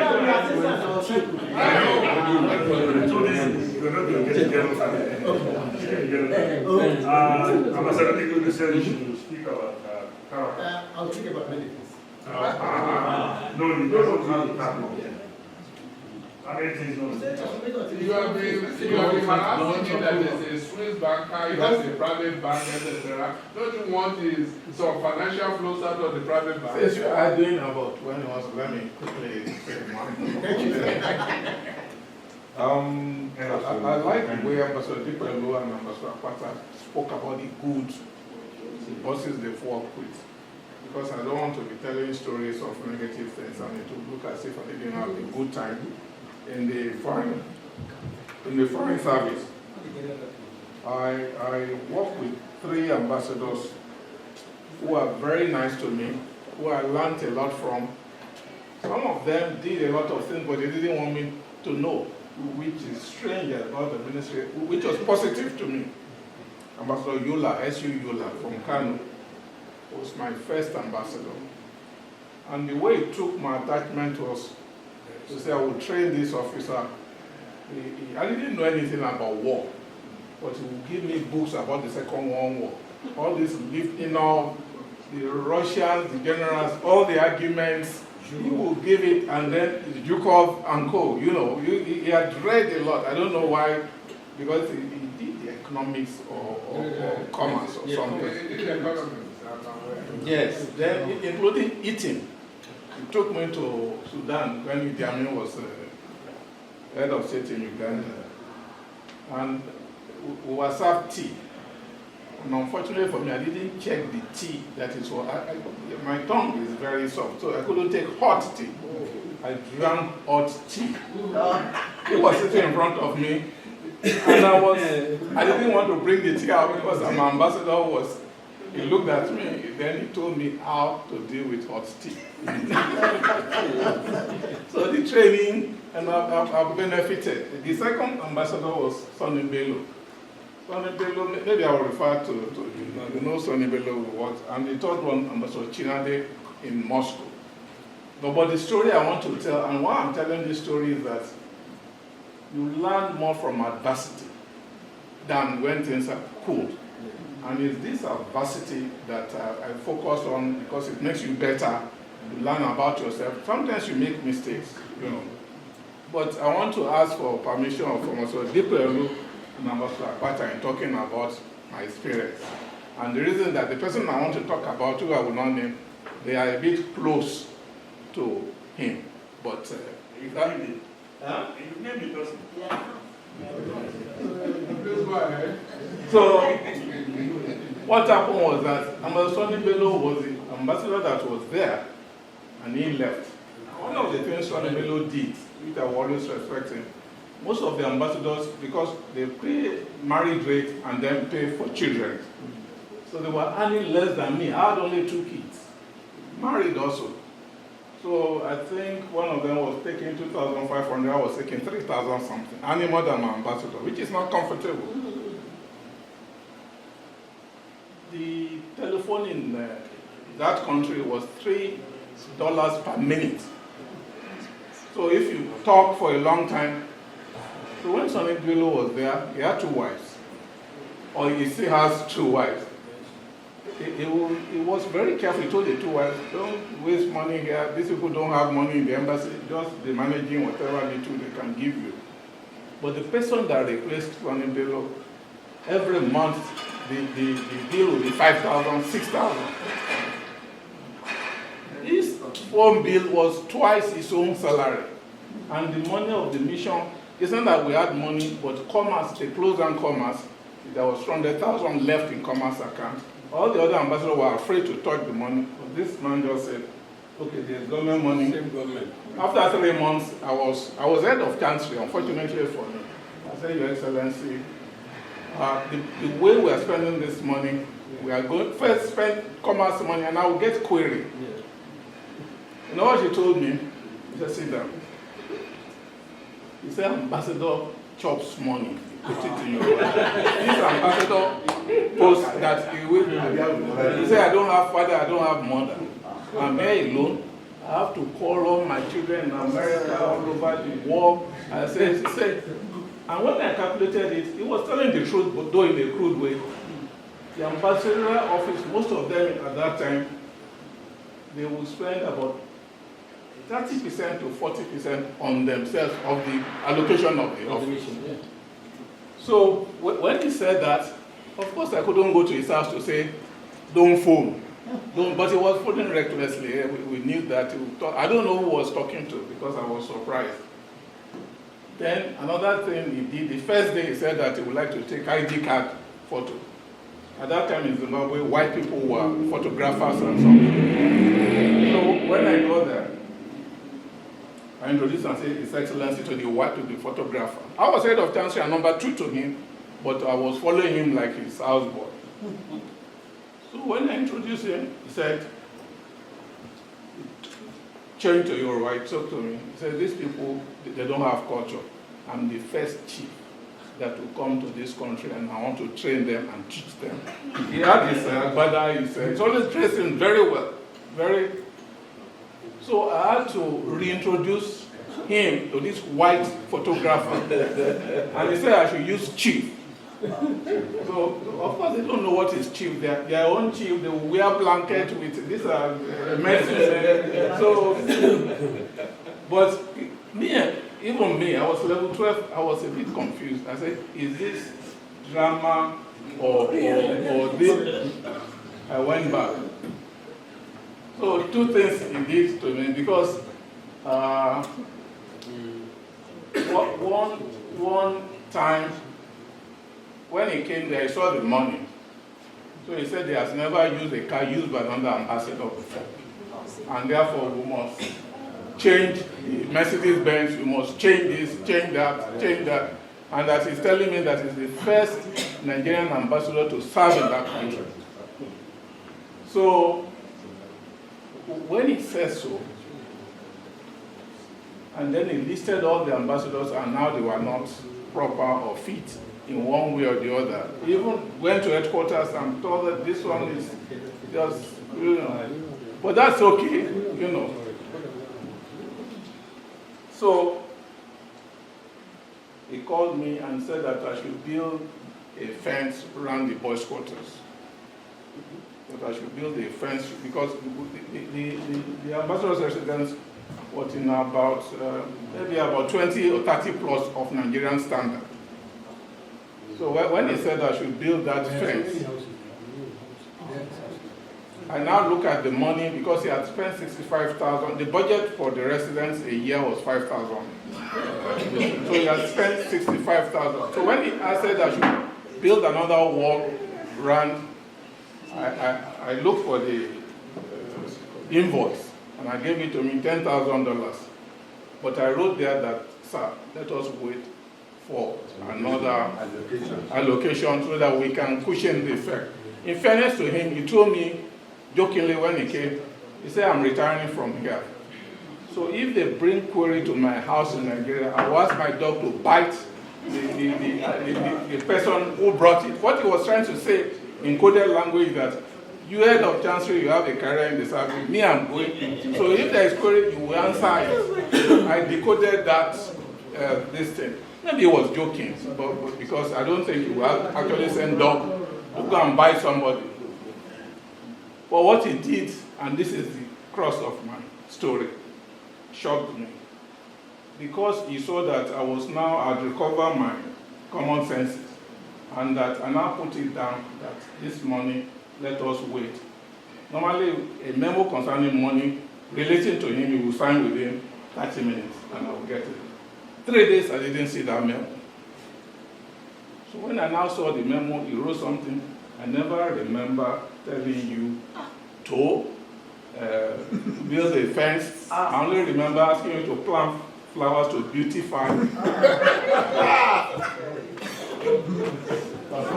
This, my wife that is laughing now, no, let me talk, was against me. My wife supported the ambassador and the madam, but that's another story. So I was alone, Yes, at that time. But my wife supported, said, you have to be young, you are a small boy, you have to be, I said, I cannot prostrate for my ambassador. I will respect the ambassador, but I cannot prostrate. You can be leaning down if you like, dragging on the floor, but me, I have some responsibility to maintain as an officer.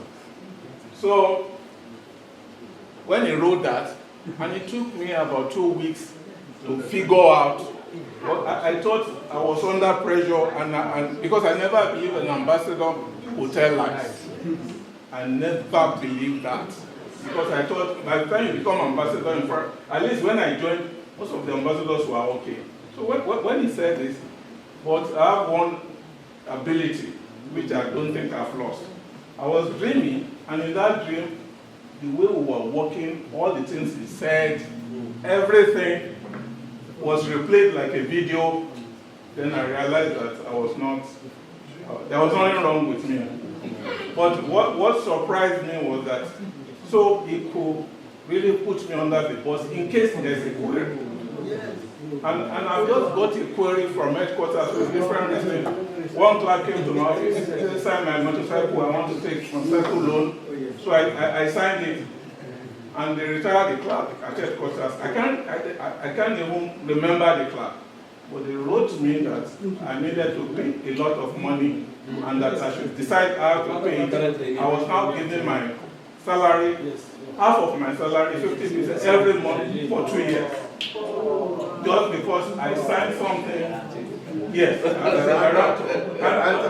they photocopy everything and send it to me in a hurry, and I saw it. So that's where anyway.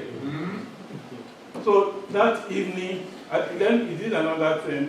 He wanted a courier to go and bring a car for either him or the son or somebody. And then he would not write anything to me. Just said the courier, go and collect extra code from the head of chancery. So the man said, Baba said, you should pay me. I said, what for? He didn't tell me. I said, where are you going to play your mission? What's the? Botswana. But I could figure out what was happening. It was a record. Yes. Yes.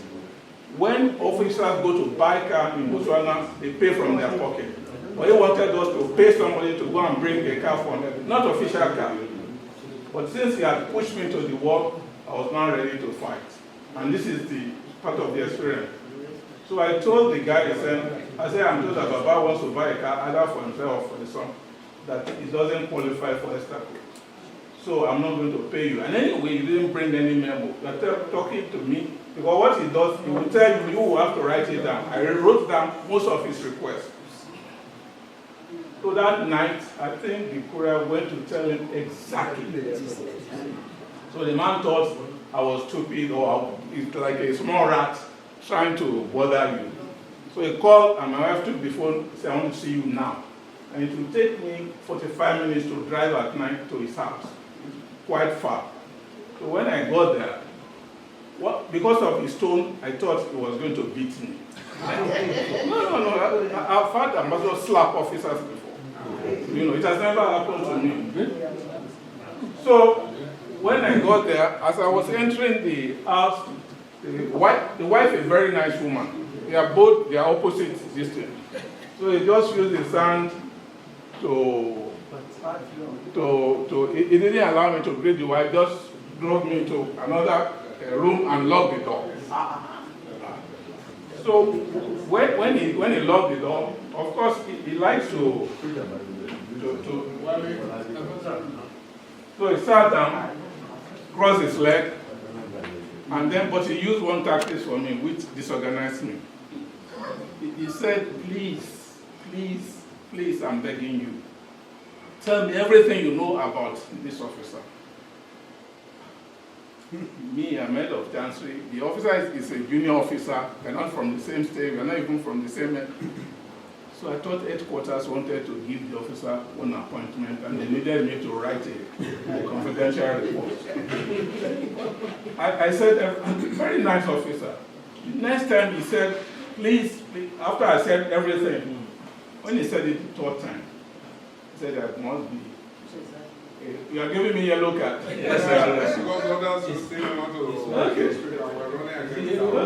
Okay. Let me conclude. Yes, sir. Such an interesting and Yes. It's interesting, right, sir? But no, we are learning. Are you writing your memo, sir? So what I conclude, please. Yes. Okay. About I'm going to stop there. No.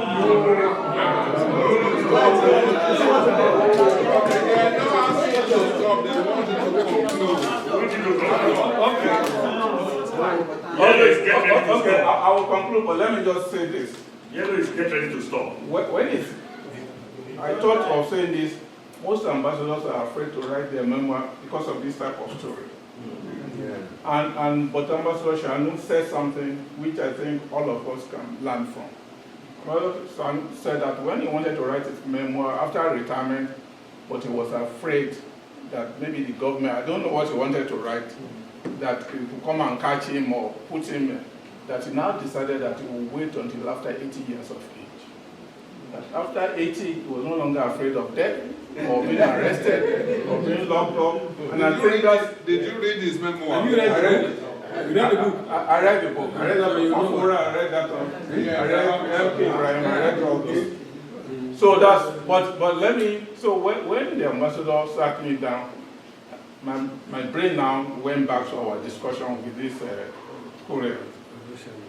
So I now said that, sir, if what you are trying to piece out for me is so and so, let me tell you, this man came to my office and I told him he's not entitled to extra code. That if he's going to take a car for you, then you should pay him the extra code. You know, I said, you are not. He looked at me, he said, you sitting down there, I can ask you to go to Botswana for 1 month and extra code.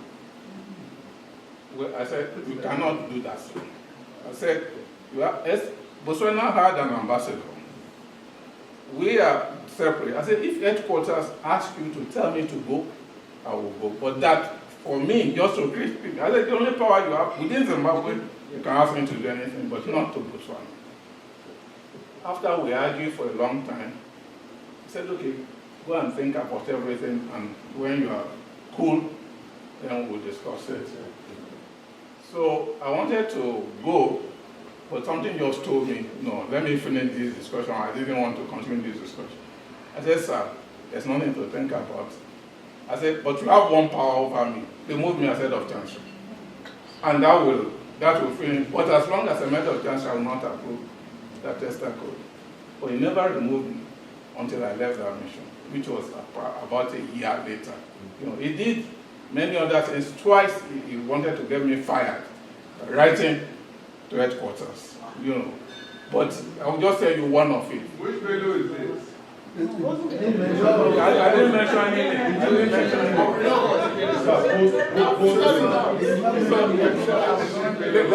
Let me also use my immunity, which is new. Don't mention me. They are trying to reveal some of my secrets. I said you said it's Yoruba. I didn't say so. I said it's folk Yoruba, just like Kabiru can speak Yoruba. I'm from Kano. Okay, so what happened was that I went to Nigeria and I went to the embassy of the country where we were to go and see somebody there. The charge of the affair came to talk to me, but he brought his second secretary and they were taking note. And what he was trying to do was to say the relationship between our country and their country and what has gone wrong. But he focused more on the negative things. He said that Babangida was supposed to travel. He cancelled the official trip without the courtesy of informing his government. And at that time was Oka's coup. Whether the foreign ministry informed, whether they didn't inform, I wouldn't know. But Babangida was not under any condition to travel anywhere. Then he spoke about Akiemi. Akiemi slapped their foreign minister. But why I decided to wait? Let me compare. I know who you are speaking about. Let me give you a background. I think we will conclude it there. Okay. Because I know the background. Okay. And I know him very well. Okay. He was a pre-independence graduate. So you put it in time. And he came into the foreign service from the Western Region Civil Service of those days. Okay. He didn't want to go to Harare. He was not on the list to go out. I said, I'll tell you the story. I know the person. I have my own personal experience. And Auntie Sefi also fixed him. You know that Auntie Sefi can fix anybody. Am I right? Yeah, Tommy. There's nobody in Nigeria, including J.R. Babangida, who Auntie Sefi cannot fix. And he fixed it. We were to go on a mission together, and the ambassador is now just can't reach up since he's going. And he says he needed a foreign service officer who would help him carry his bag. Yes, and he had the effrontery to tell Ambassador Sefi attacked that. And he looked at him and said, "You are going to go alone?" And I was already arranging, because we were going on that mission together. He couldn't ask me to do that.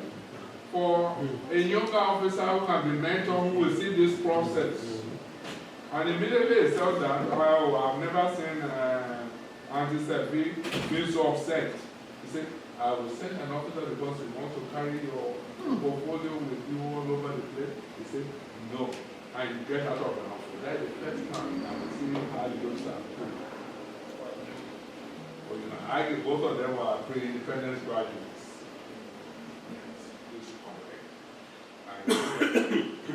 So, what my personal experience that is interesting, and I wish Ambassador Femi George were here.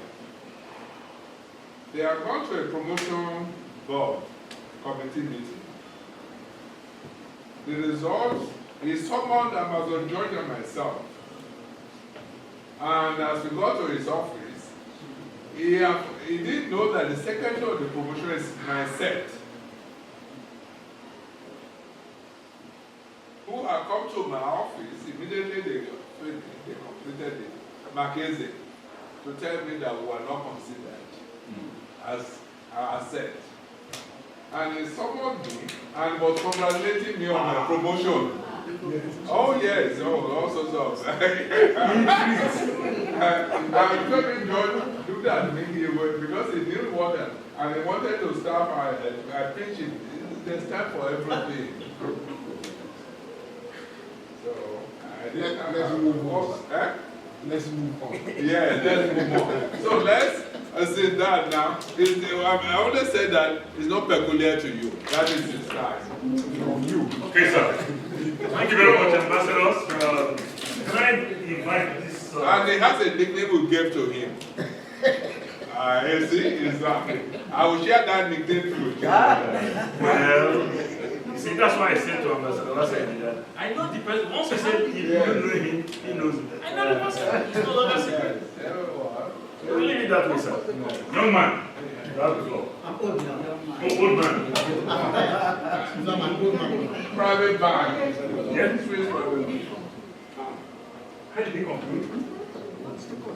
You heard the conclusion. Conclusion. I'm not even started.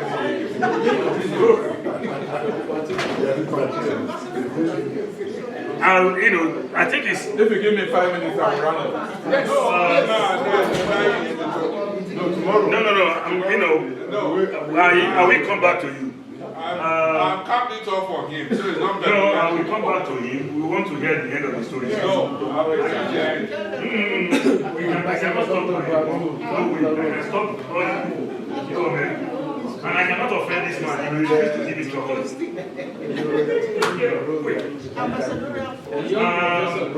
I know you have a long list, but I'm going to give you.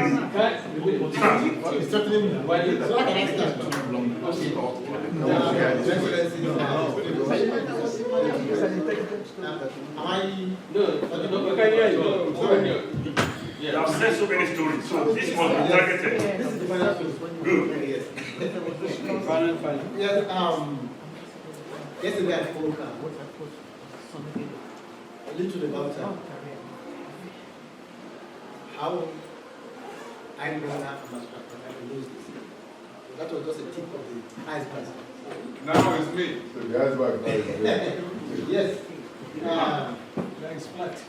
had already indicated how we met. It was by accident in the Forest Service Academy when I was challenging the cyclist. And as a very rapid masses. Yes, and asked me that, what's your name? You went to Ibadan? Yes. You read Kuku Science? That was what I was surprised. Yeah, yes, sir. So, see me after this. So now I'm taking on from there. So I went to see him. 2 yellow cards. So I went to see him. Positive planning. So when I got there, I said, well, you have to try one. He told me, friend, that the academy and try to establish your personal. I got everything from Akishwet. And he said, I don't mind. But the point is that I had plans that I was going to I had admission to the University of Lagos to do my master's. So I told him I'm looking forward to a department where I won't have much to do so that I'll be doing my so there's no problem. In fact, I'm happy about that. I will give you time. You will do your masters. Oh, no problem. I never did the masters. Work. When you went to Oxford. Work. That prevents you. So, it didn't prevent me, but work prevented me. So, I think my schedule then, I think I had 3 principal assignments. And again, I met a formidable team of officers in the ministry in that department, in policy planning. Because in those days, you only go there by appointment. You are appointed. You are not deployed by admin to policy planning. No. So, I met people like, I will use minister for them because they were all ministers. So, Mr. Husseini, Mr. Husseini, I think was Taufik, Cheye Davis, Peter Mann, Adike Ye, Dr. Philip Okpara, Dr. Philip Okpara, and of course my young people, were the foot soldiers of the PPD in Lagos. And what was our experience in PPD? My first department was IOD. And when I got to have IOD, I met people like Ambassador, we talked about it SAEB. Oh my God. A lot of work is in late Ambassador. So I was, the person was on first. Dr. J.P. Lew. Yes, Lew was there. Lavender. Ambassador Lavender.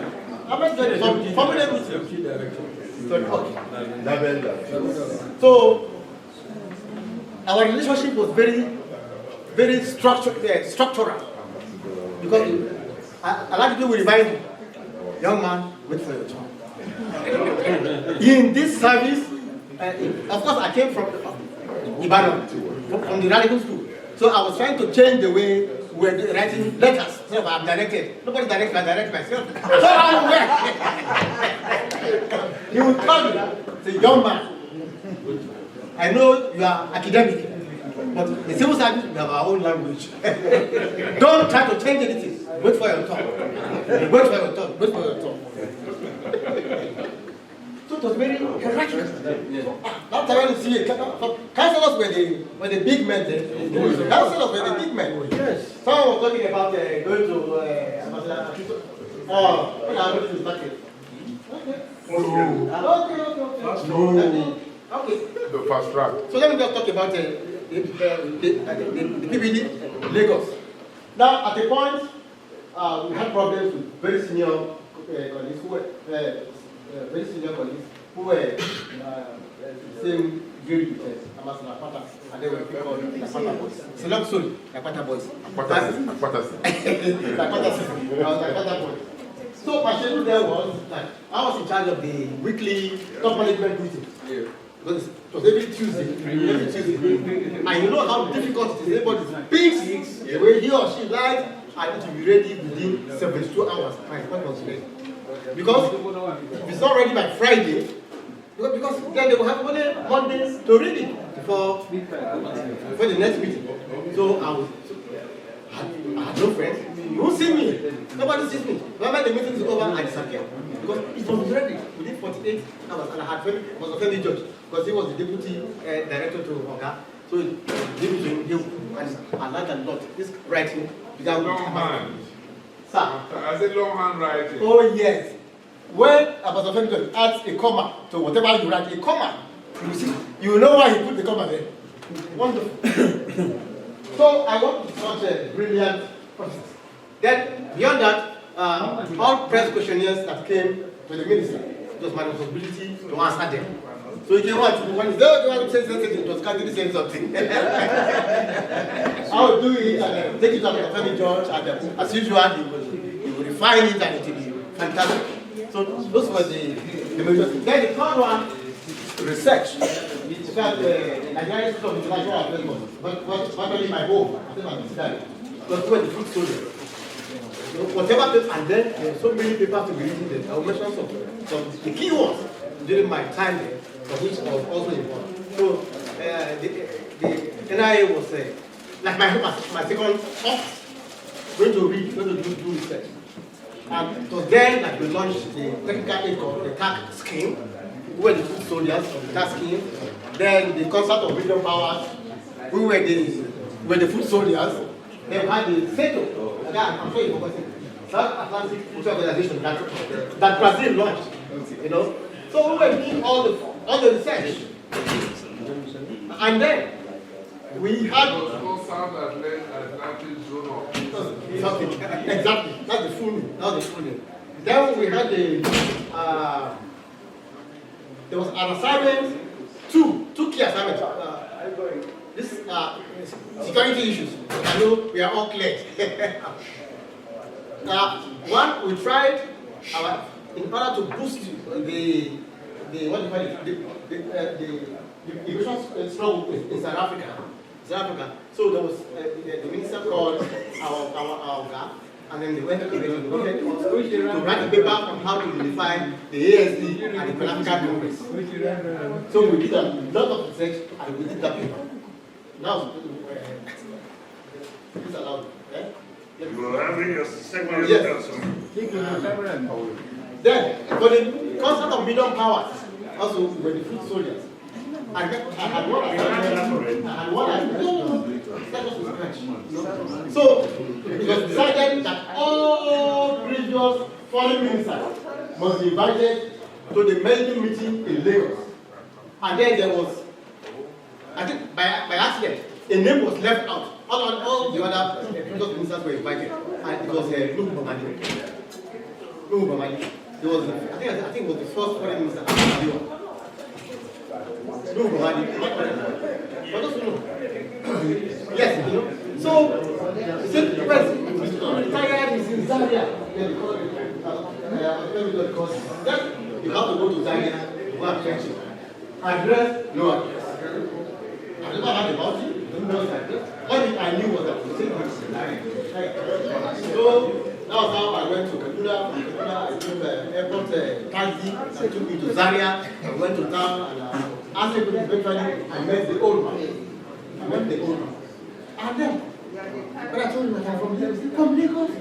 Why are you from Lagos? To come and see? You come and say, okay. You can go back. You can start going back to Kaduna and take your flight. I will come.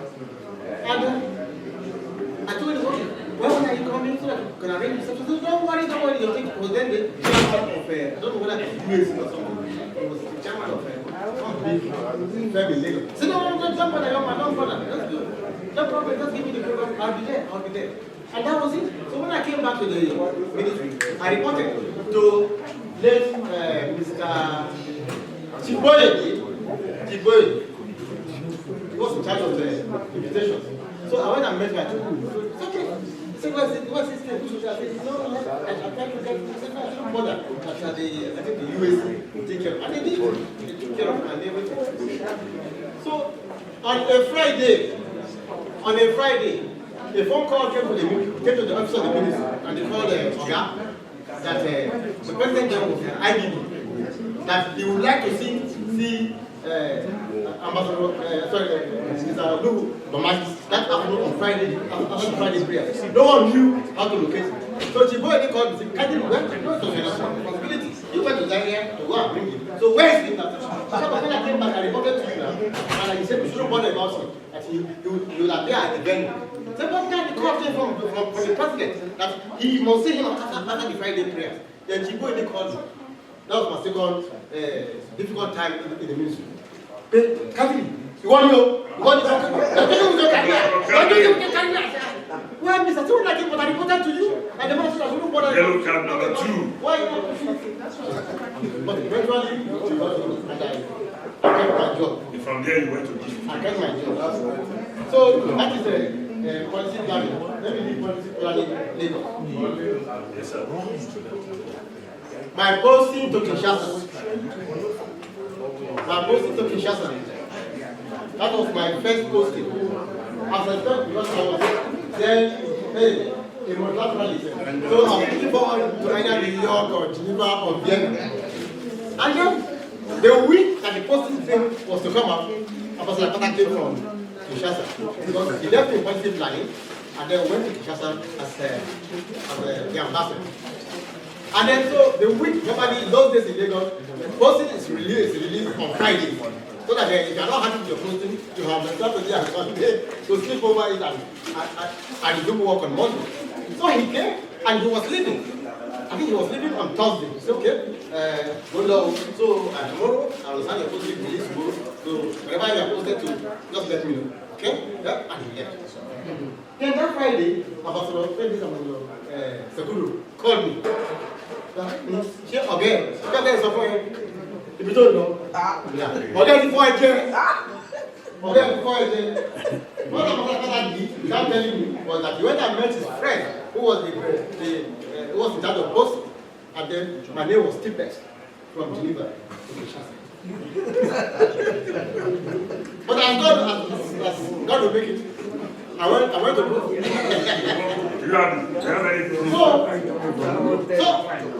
So he took back my name from Geneva, and that was where our friend Belgium now took that store, and then so that's why when he came out, before he came out, of course, I was told him, okay, before he but you know, he just told me that I don't know, I can't do, I should let him know where I'm posted to. Let them know that. In terms of equity, justice, and fairness, give it to me. Justice, equity, and fairness. Do it. Thank you. So, Kinshasa, there was called Zaire, not Zaire.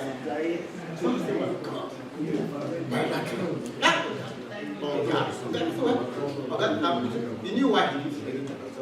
So I think I got in touch with him. He was telling me, and yes, I know you. If you go to Europe, you go to Geneva, you just go to eat McDonald's, if you're wearing good suits, you not say, don't plan yourself. In this ministry, nobody plans for you. You must plan for yourself for your first posting. So you don't joke with it. And that was Look, if I bring out this red again, you miss too much. So, before I got to Kinshasa, already the news had spread in the mission. Baba Garba stood up about this Kinshasa end. Baba Garba is not here. So before I got there, news had spread.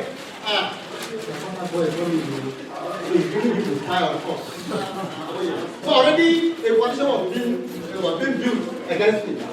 And I didn't know. When I got there, Baba Garba came back.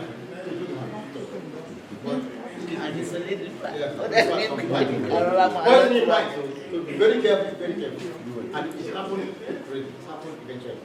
After he returned to Abuja to become director of the minister's office, there I won't go into that, but it was so bad that he would call Mr. Okagbo and tell me, leave this boy alone. If you have any issues, it's with me. Come and face me. Leave that alone.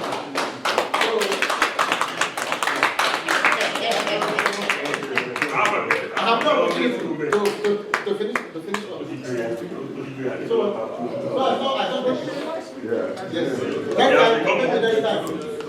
I have a long list.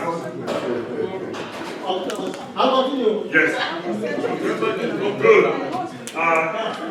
Excellencies, our next item is board games. Okay. And I have Dr. to help us set it up. One boy. Yes, but I know that there is one of the upper chambers of Ambassador Okota. So why the board game is being set up, why the chop is still, I'm going to give Ambassador Okota some just few minutes. And you are starting on yellow card. This is not Man City versus Where's Blackhead? I saw a letter talking to you. Good evening, everybody.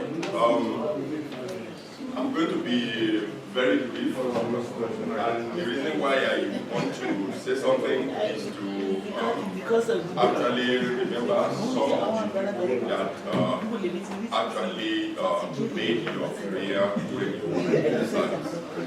And I'm just going to bring out two people, and the first person being Ambassador Gogore.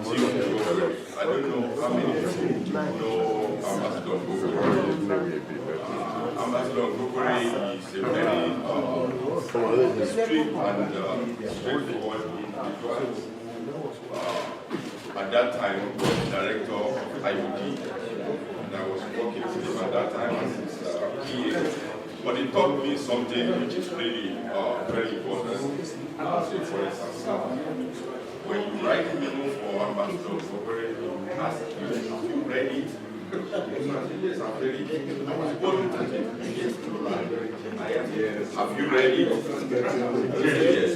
Then you draft one, and you look at it over again. If you don't talk your mind, will tell you. And it's from there that I learned how to write and proceed. He was a very strict officer and very bright.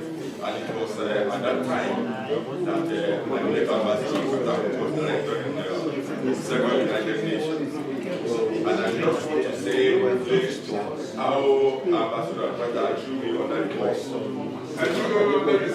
Yes. It was 1992 and we were going for the Rio conference in Rio de Janeiro. And Nigeria was to make an important statement being one of the focus of African position on the UN Conference on Environment and Development. There were 4 ambassadors from the ministry at that conference who were there.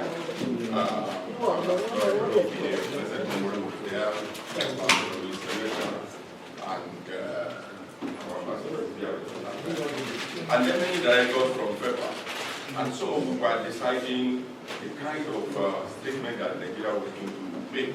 And they were nominating the ambassadors to bring a draft. And then there was a kind of disagreement on whether and then Ambassador said, okay, guess when I submit, I was about to give us a draft or one. And the time was 7 p.m.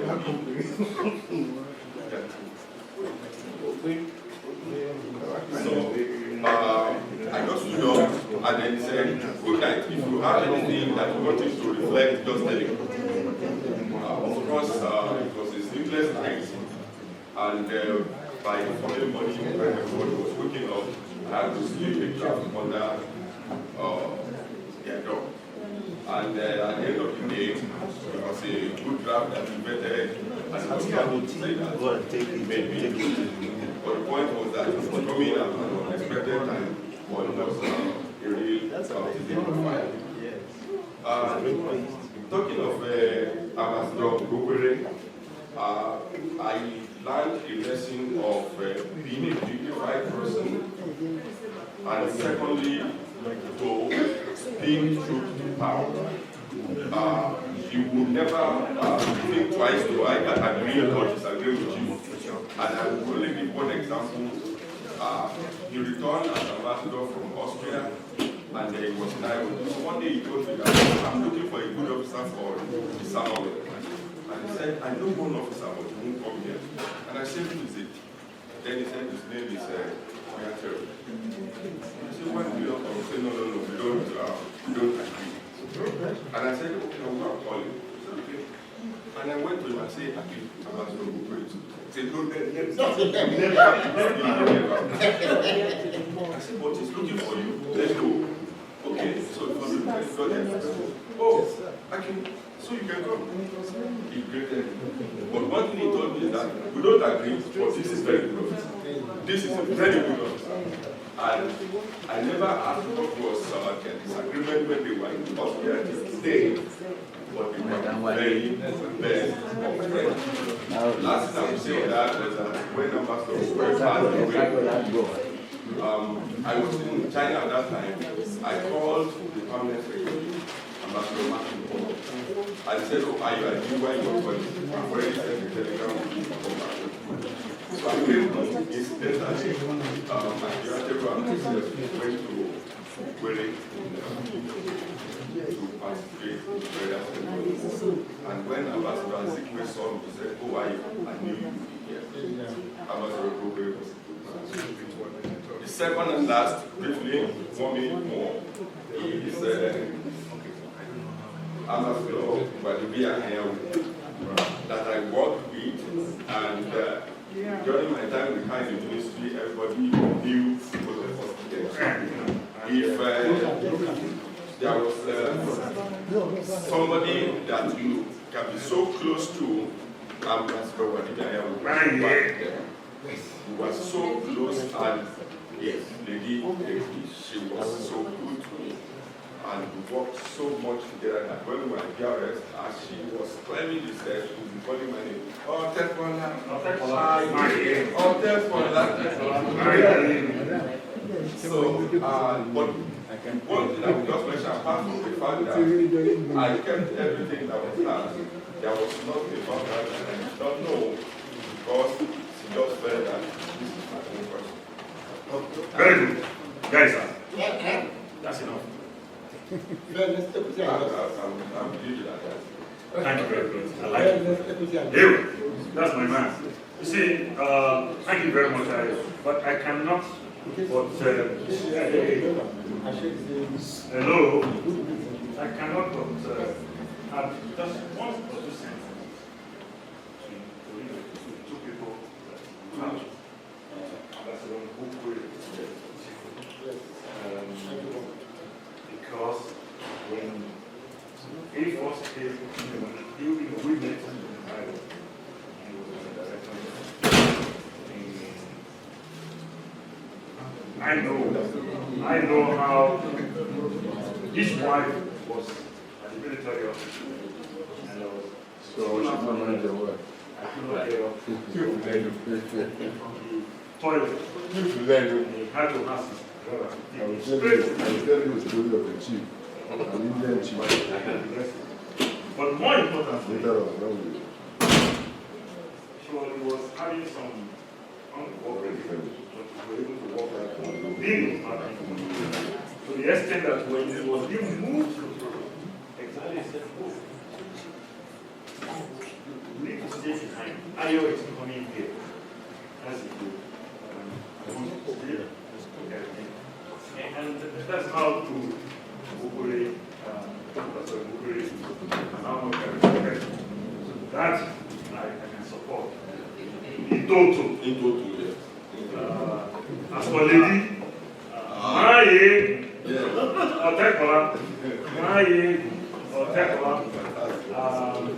I will not say more.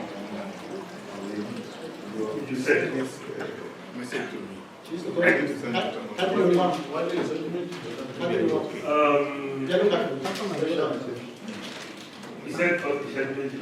okay. You see now, Ambassador, we have special guests, about board games. You are the one, it's on the program, and I allow them to explain. So I'm going to hand over to Ambassador. Yes. We will explain. He put in the program that don't talk, you need to play some games. So these two young ladies, Shreya and Mokoi, will explain what the game is all about. Paula, you are going to lead one of the games, so you better be on the attention. We are playing ball games, the next item on the agenda. And they're going to explain it. Taboo. Yeah. They will explain it, but don't be afraid that she's going to explain it.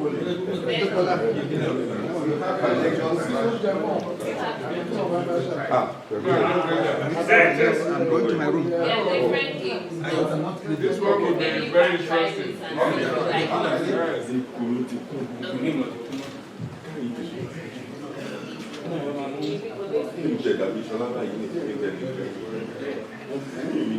Let me introduce the two, Sheyi and Wambui. They will be telling us how to play the game. Wambui or Roke? Is that not Roke? It is both. Oh. Sorry, I'm here. Then I had Wambui. Good evening, sir. Good evening, ma'am. This game, maybe you've played it before, it's called Taboo. And we need to have 3 teams. So I was thinking that Okay. this will be one team, second team, and third team. Good. But we need more people in the league. Ayo, get them from the lobby. But the main thing about the game is called taboo. So yeah, so basically you have a word and then you're trying to get your team to guess the word. And there are some words that you can't use to describe the word. Those are the taboo words. So you have to find other ways to explain the word and get your team to get it. There can't be any demonstrations or dancing or movement, just really words. So should we do an example? Okay, good. Stand there so we can all see you.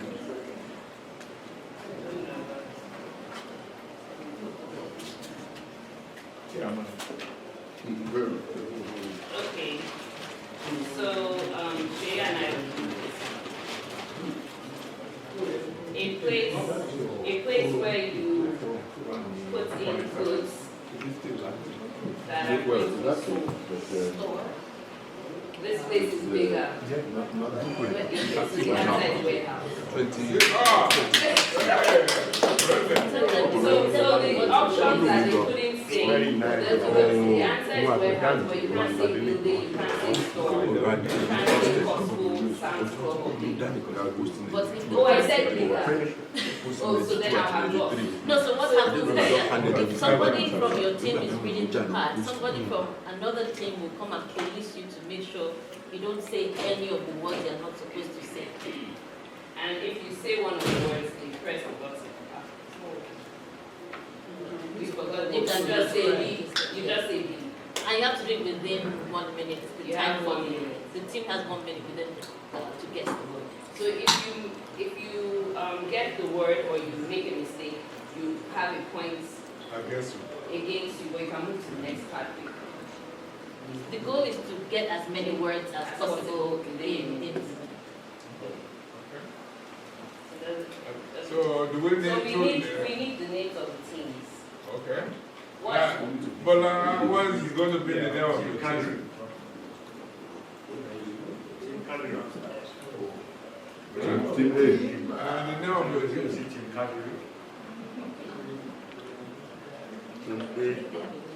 No, let's see. Alpha. Team Alpha. Okay, Alpha. Alpha.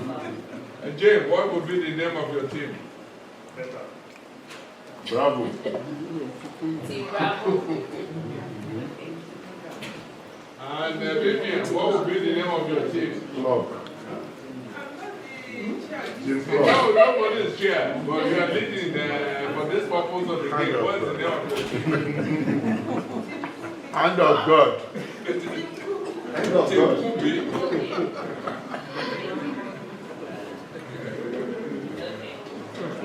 And then we need a scorer. No, Lord. We need a scorer. Oh, it's the pastor.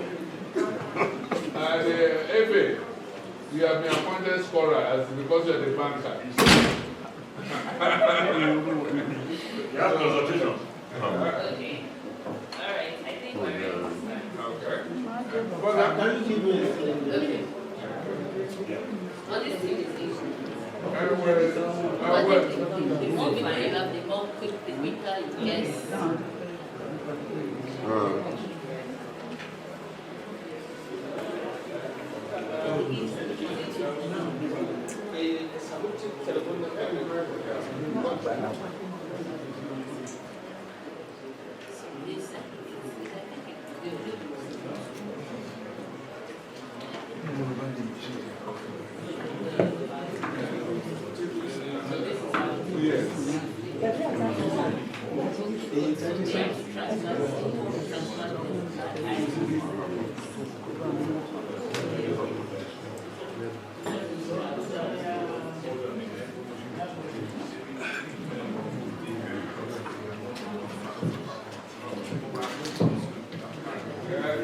You see, the table is getting full. Auntie, how are you?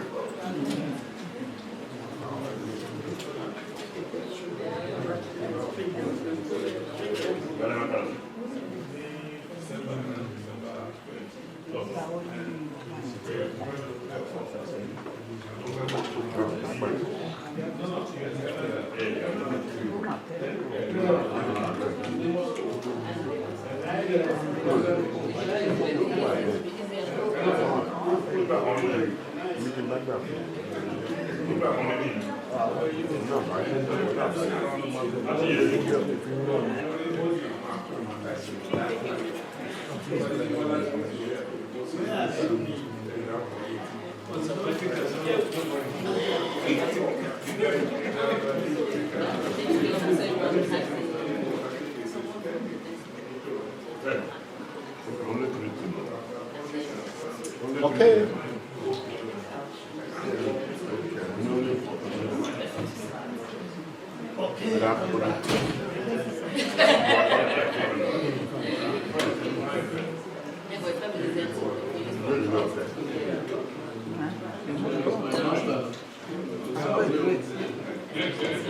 The person who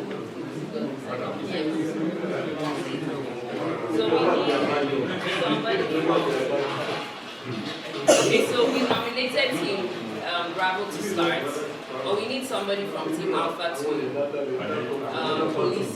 Yes. Yeah, so you. Our uniform. So if the play on the yellow side, so someone from the Team Bravo who's playing as a let them have that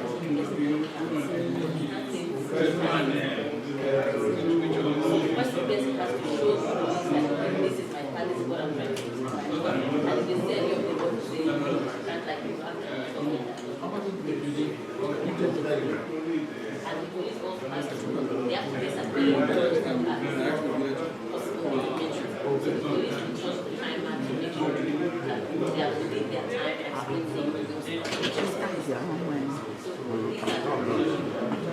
So the person gets one, team members to get to know how to use this card. But you have to make sure that it's easy to say, like say fruits and veg, it's very easy to say jam.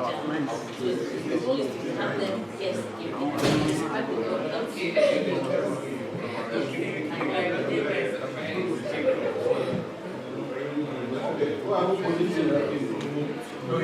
okay, so we can use this card.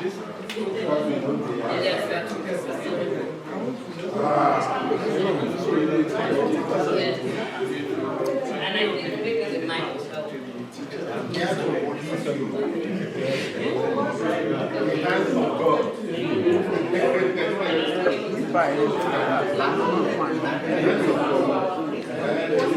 So let me take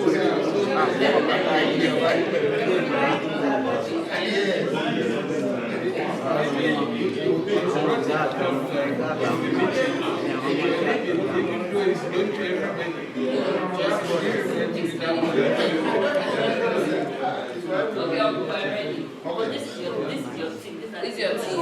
So you want to get them to guess. This is your team. Bravo. Bravo is here. Which is Bravo? This Bravo. Bravo is here. Yes. No, this is okay, this is also divine intervention. Bravo. The two tables.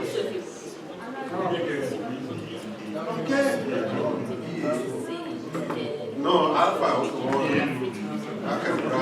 Because somebody else is not you. So now you must say.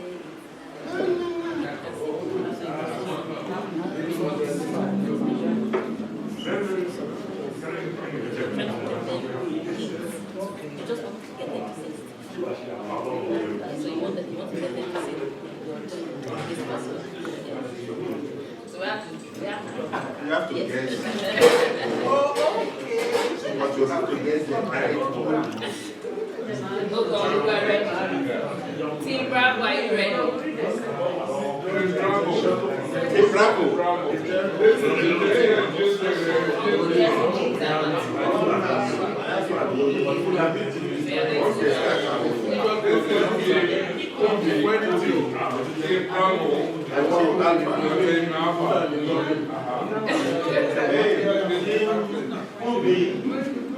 We need some peace and quiet now. I'm the policeman here. So, no, I'm already employed. Okay. All right, we're starting. All right. And the policeman can always spy. Go. Let the game begin. Yeah, you won't say this one. You won't say any of these words. We want to describe this one.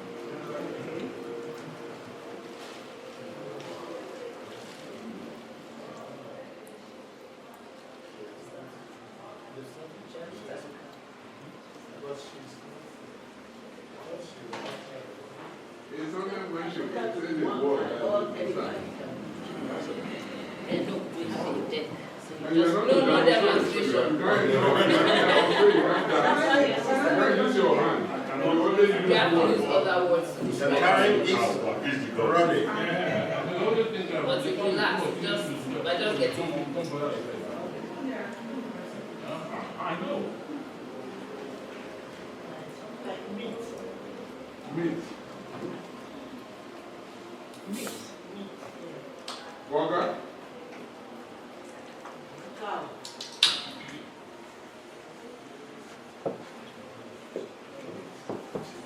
Meat. Yes. Chicken. Cow.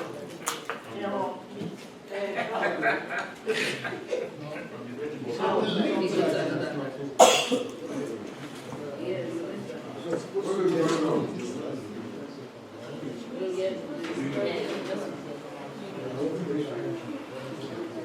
And the teachers don't do the good job. Especially the watches.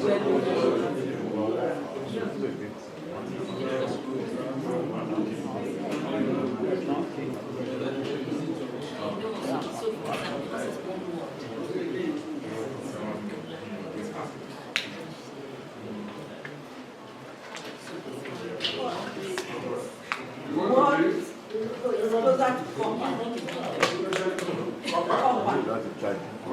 Bronze.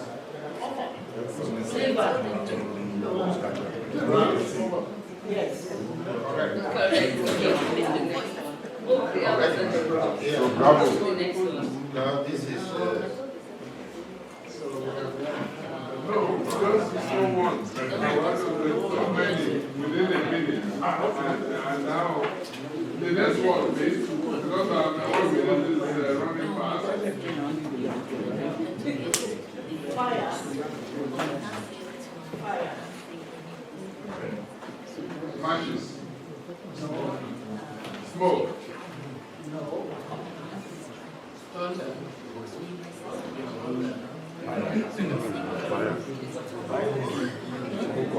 Fire. There's the word. Live. Fire brigade. No. Firefighter.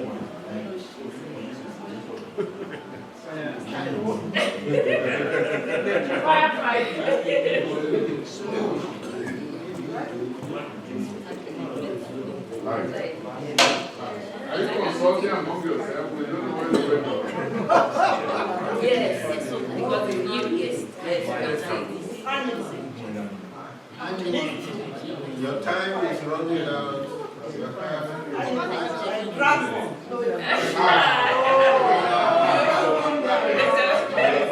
The policeman said no.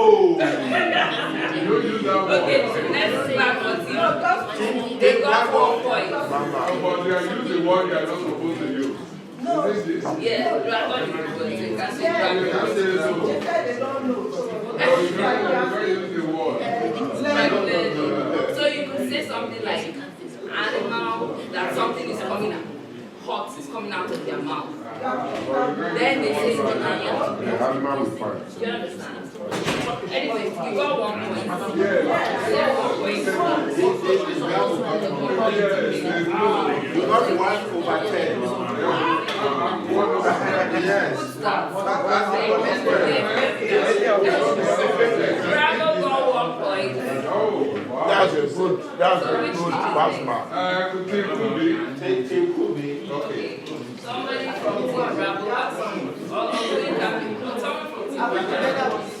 Okay, Team Bravo, police. We're the police. And they're police. Yes. And you time. I don't tell you how to time.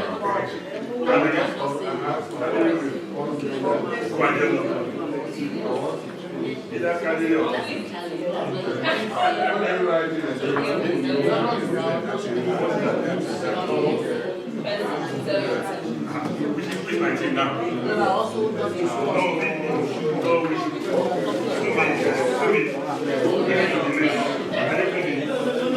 Get that equality.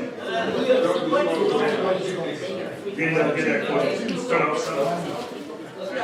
Good. Yes? Alpha, yes. Alpha. My windscreen is not there. My windscreen is not there. So you said that I should not be possible. So once we can see.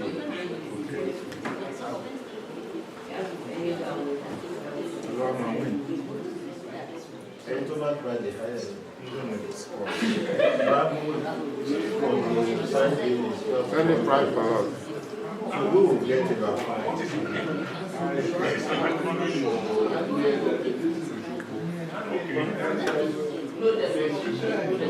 No demonstration. So what I do is this was okay.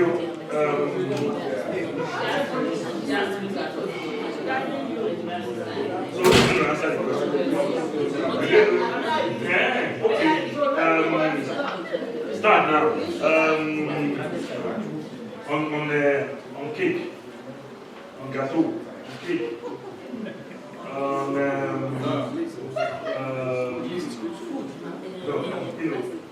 cake. You are not to use your hand to demonstrate. No? Yes. Okay, so you can put on You have to use your hand. Use your hand to demonstrate. Well, I don't know. On gel and jello. Candle. Here's the next question. Do you want to skip it? Huh? Or do you want to continue? I thought it's only one. No, you keep going. You have energy. This one, we are protesting. This one, you have to Yes, start afresh. not afresh. You took the time. Okay. This one. No, you have to start afresh. Okay, let them This one is Steve. Let's start afresh. They are getting used to it. You think you want that opportunity? Okay, this one is this one not living in this country. They won't know this. Go on now. They won't know this. Okay, let's all the things have one try. And then we'll get it because it's still. I think let's do one more. For them. The first word was he was trying to get you to say it. That's like he was saying. But that's America, for God's sake. Go back to the. But we can be like with a week. You can say hey. I can say hey. All right. So let's start again. This one is just words. Okay. But if you want demonstration, this try. we add demonstration. Okay, They said, we add demonstration. my problem is that all these people Okay, we add demonstration. these guys don't know. They won't know this. And I know. Okay, so You know, some of the items here have different names. You see that? Demonstration is allowed. Okay, this one. Okay. Start. Start now. I started. Look at this man. Thank you. Got it. Yes. Got it. Good.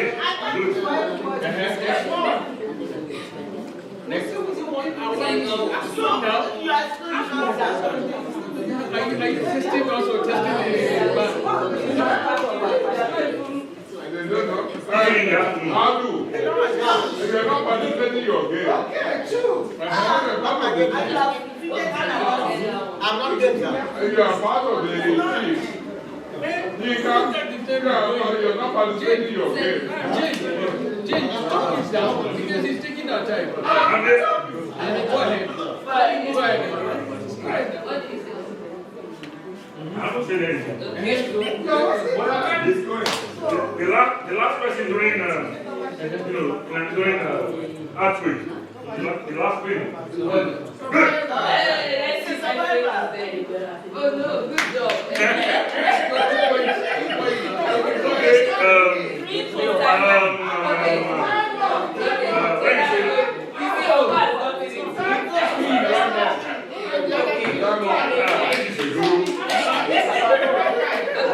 So we have to repeat. Doctor. So somebody, this one we have to check for because this guy to catch. Policeman for that. We need somebody from. I think it's better. Okay. And who is going to be the person? Do you want to pose it? What team are you? Oh, okay, so it has to be someone from Team Alpha. Okay, are you ready? Okay.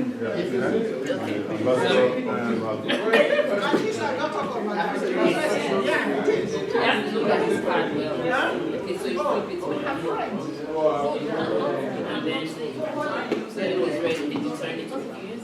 Police. Because the young people will be here tomorrow. No, police now the accused. Alright, start. Let's start. Talk. Talk. Speak. Speak. Talk. Talk.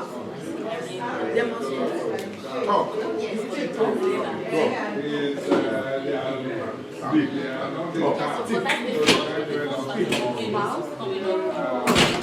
Okay, you have to give them more to work with. Tell them more things.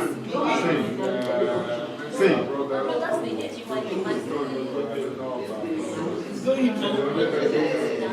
You can skip. Give them more suggestions. Yes, you use your hand for No.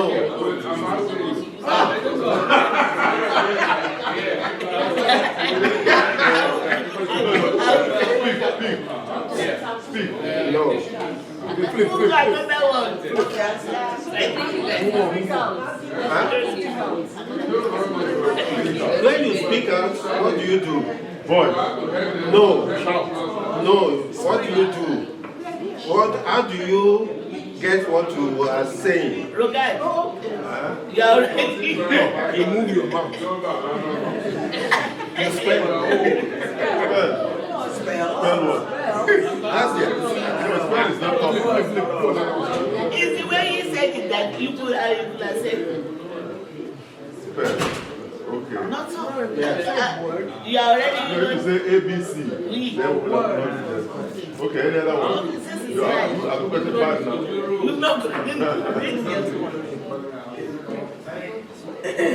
Ambassador Akpata used this word. Okay, time is up.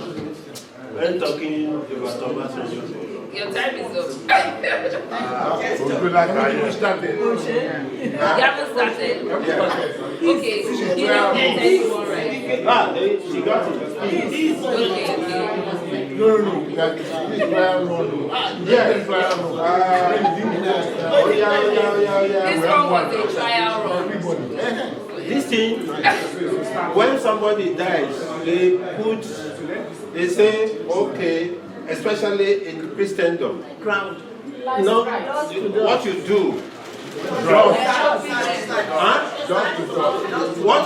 Huh? Yeah, but they call it something.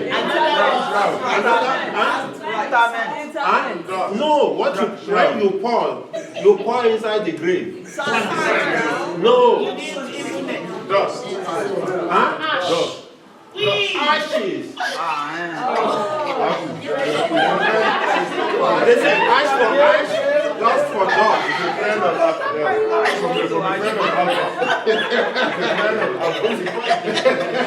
Very close to Alpha. Alpha is a friend of Alpha. Yeah, very close.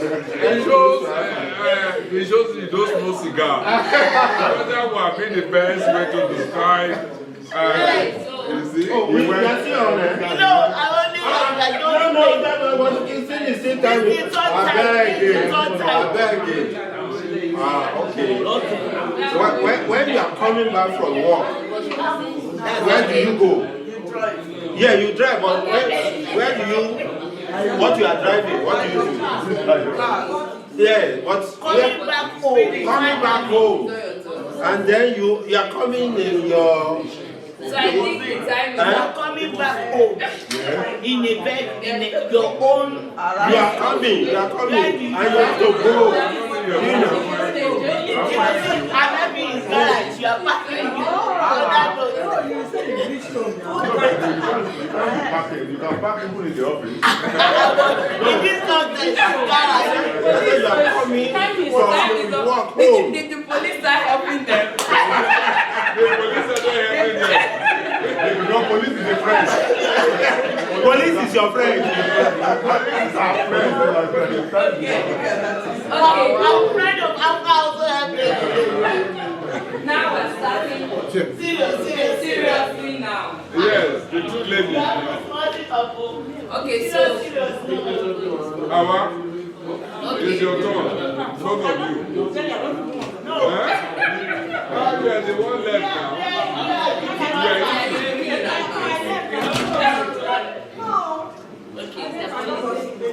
Okay, who is going to police team Bravo from Team Alpha? We need a police. We have an ambassador. Ambassador of the team. Promote yourself there. You are eating.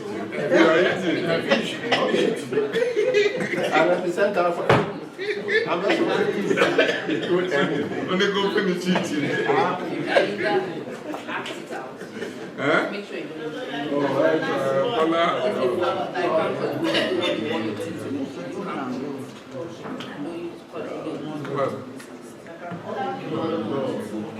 And they can They can call it. Oh, they Once they hear, when the team calls, you can start using it. You can use that. okay. You say, Bola has gone for training. This one. you can now see it. You can see Bola has gone for training. At least there's no answer. So they don't be guessing the word. Yes. Then we were getting it there. They were using the word, but we didn't know that. And you didn't tell us. That's why I said I'm just starting. Yes. Okay, are we ready? Are we ready? Mommy, are you ready? Your team is ready. Excellency was here with us.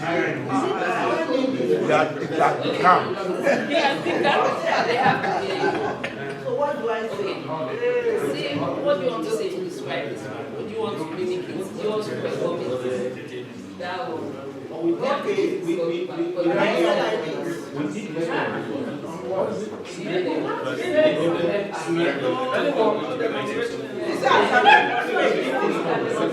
Oh, you did this? Okay. Let me get you back. We got 10. No, you don't get 10. Your time was finished. We got 10. No way. No,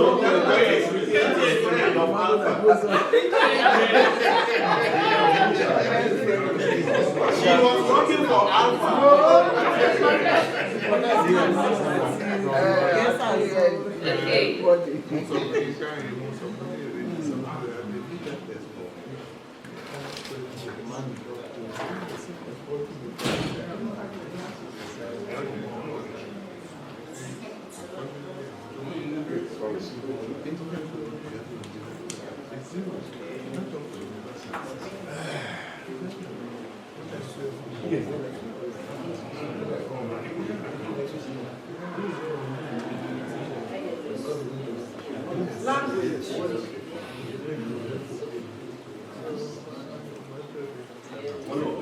The British like it very much in the morning. Tea. Coffee. Tea. Black tea. No, tea. Coffee. Omelette. No. They like it in the morning. Coffee now. No, they like to eat it. Breakfast. Sausage. No, muffin. You see, Alpha is helping you. Oh,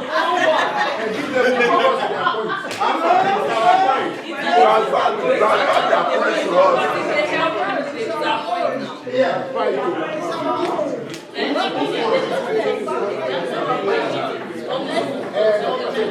So we give it to Alpha got it now. Chacha. No, because you're that's why they come to Alpha. Yes, sir. That's why they come to Alpha. Oh, yes. That's the place to be, sir.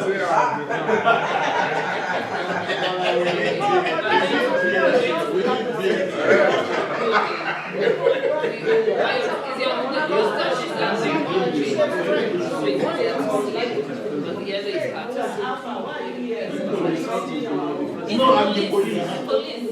He has to make sure. Police is your friend. He has prepared. Is that time? Well, we start. Yeah. Oh, yeah.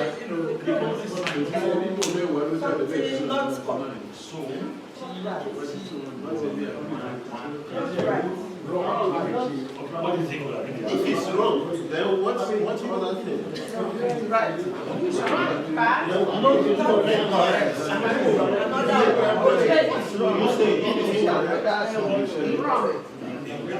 No.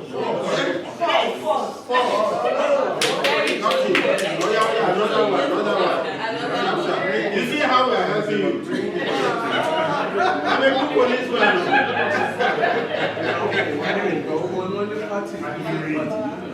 Don't say it. Don't give them.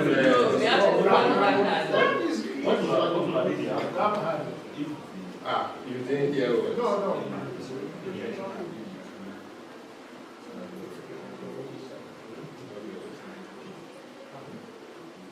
You use it during festival in December. Yes. Price. No. It's decorative. Christmas. Yeah, Christmas means yes, candle. Like no. You're going there, but your time is up. Christmas lights.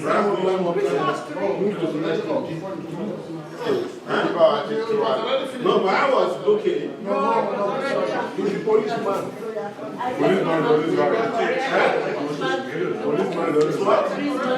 No, you are getting there, but it's not. That's not what we are looking for. Christmas lamps. No,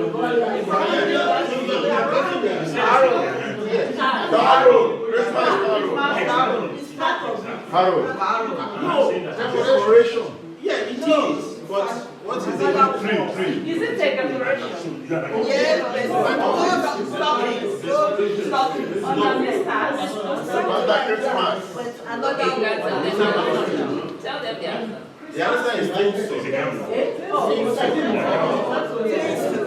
Okay, move to the next one. The next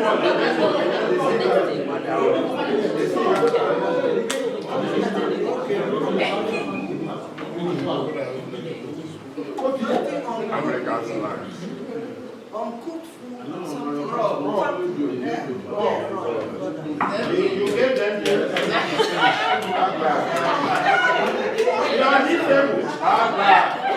you gave them the answer.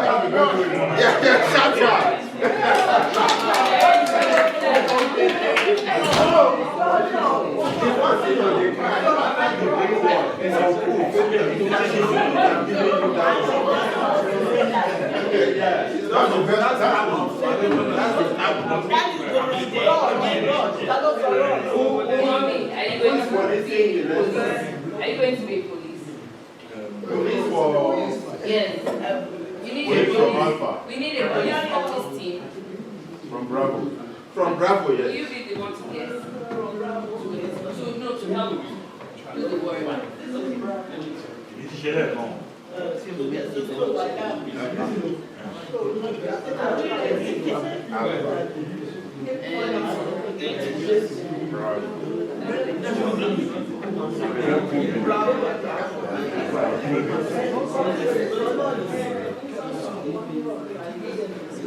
Okay, who is going to police? Yes, and then you also look, make sure she doesn't say particular words. Okay. Mom, yes, I'm going to police. Yeah, the police. Yeah. So you know the time, and then you make sure. So you make sure you don't say Yeah, because I know you want Time, are you ready? Yes. Okay. Ready? Yes, let me. How many students are you? I am part. one semester, you don't have to lost in the job. Yeah.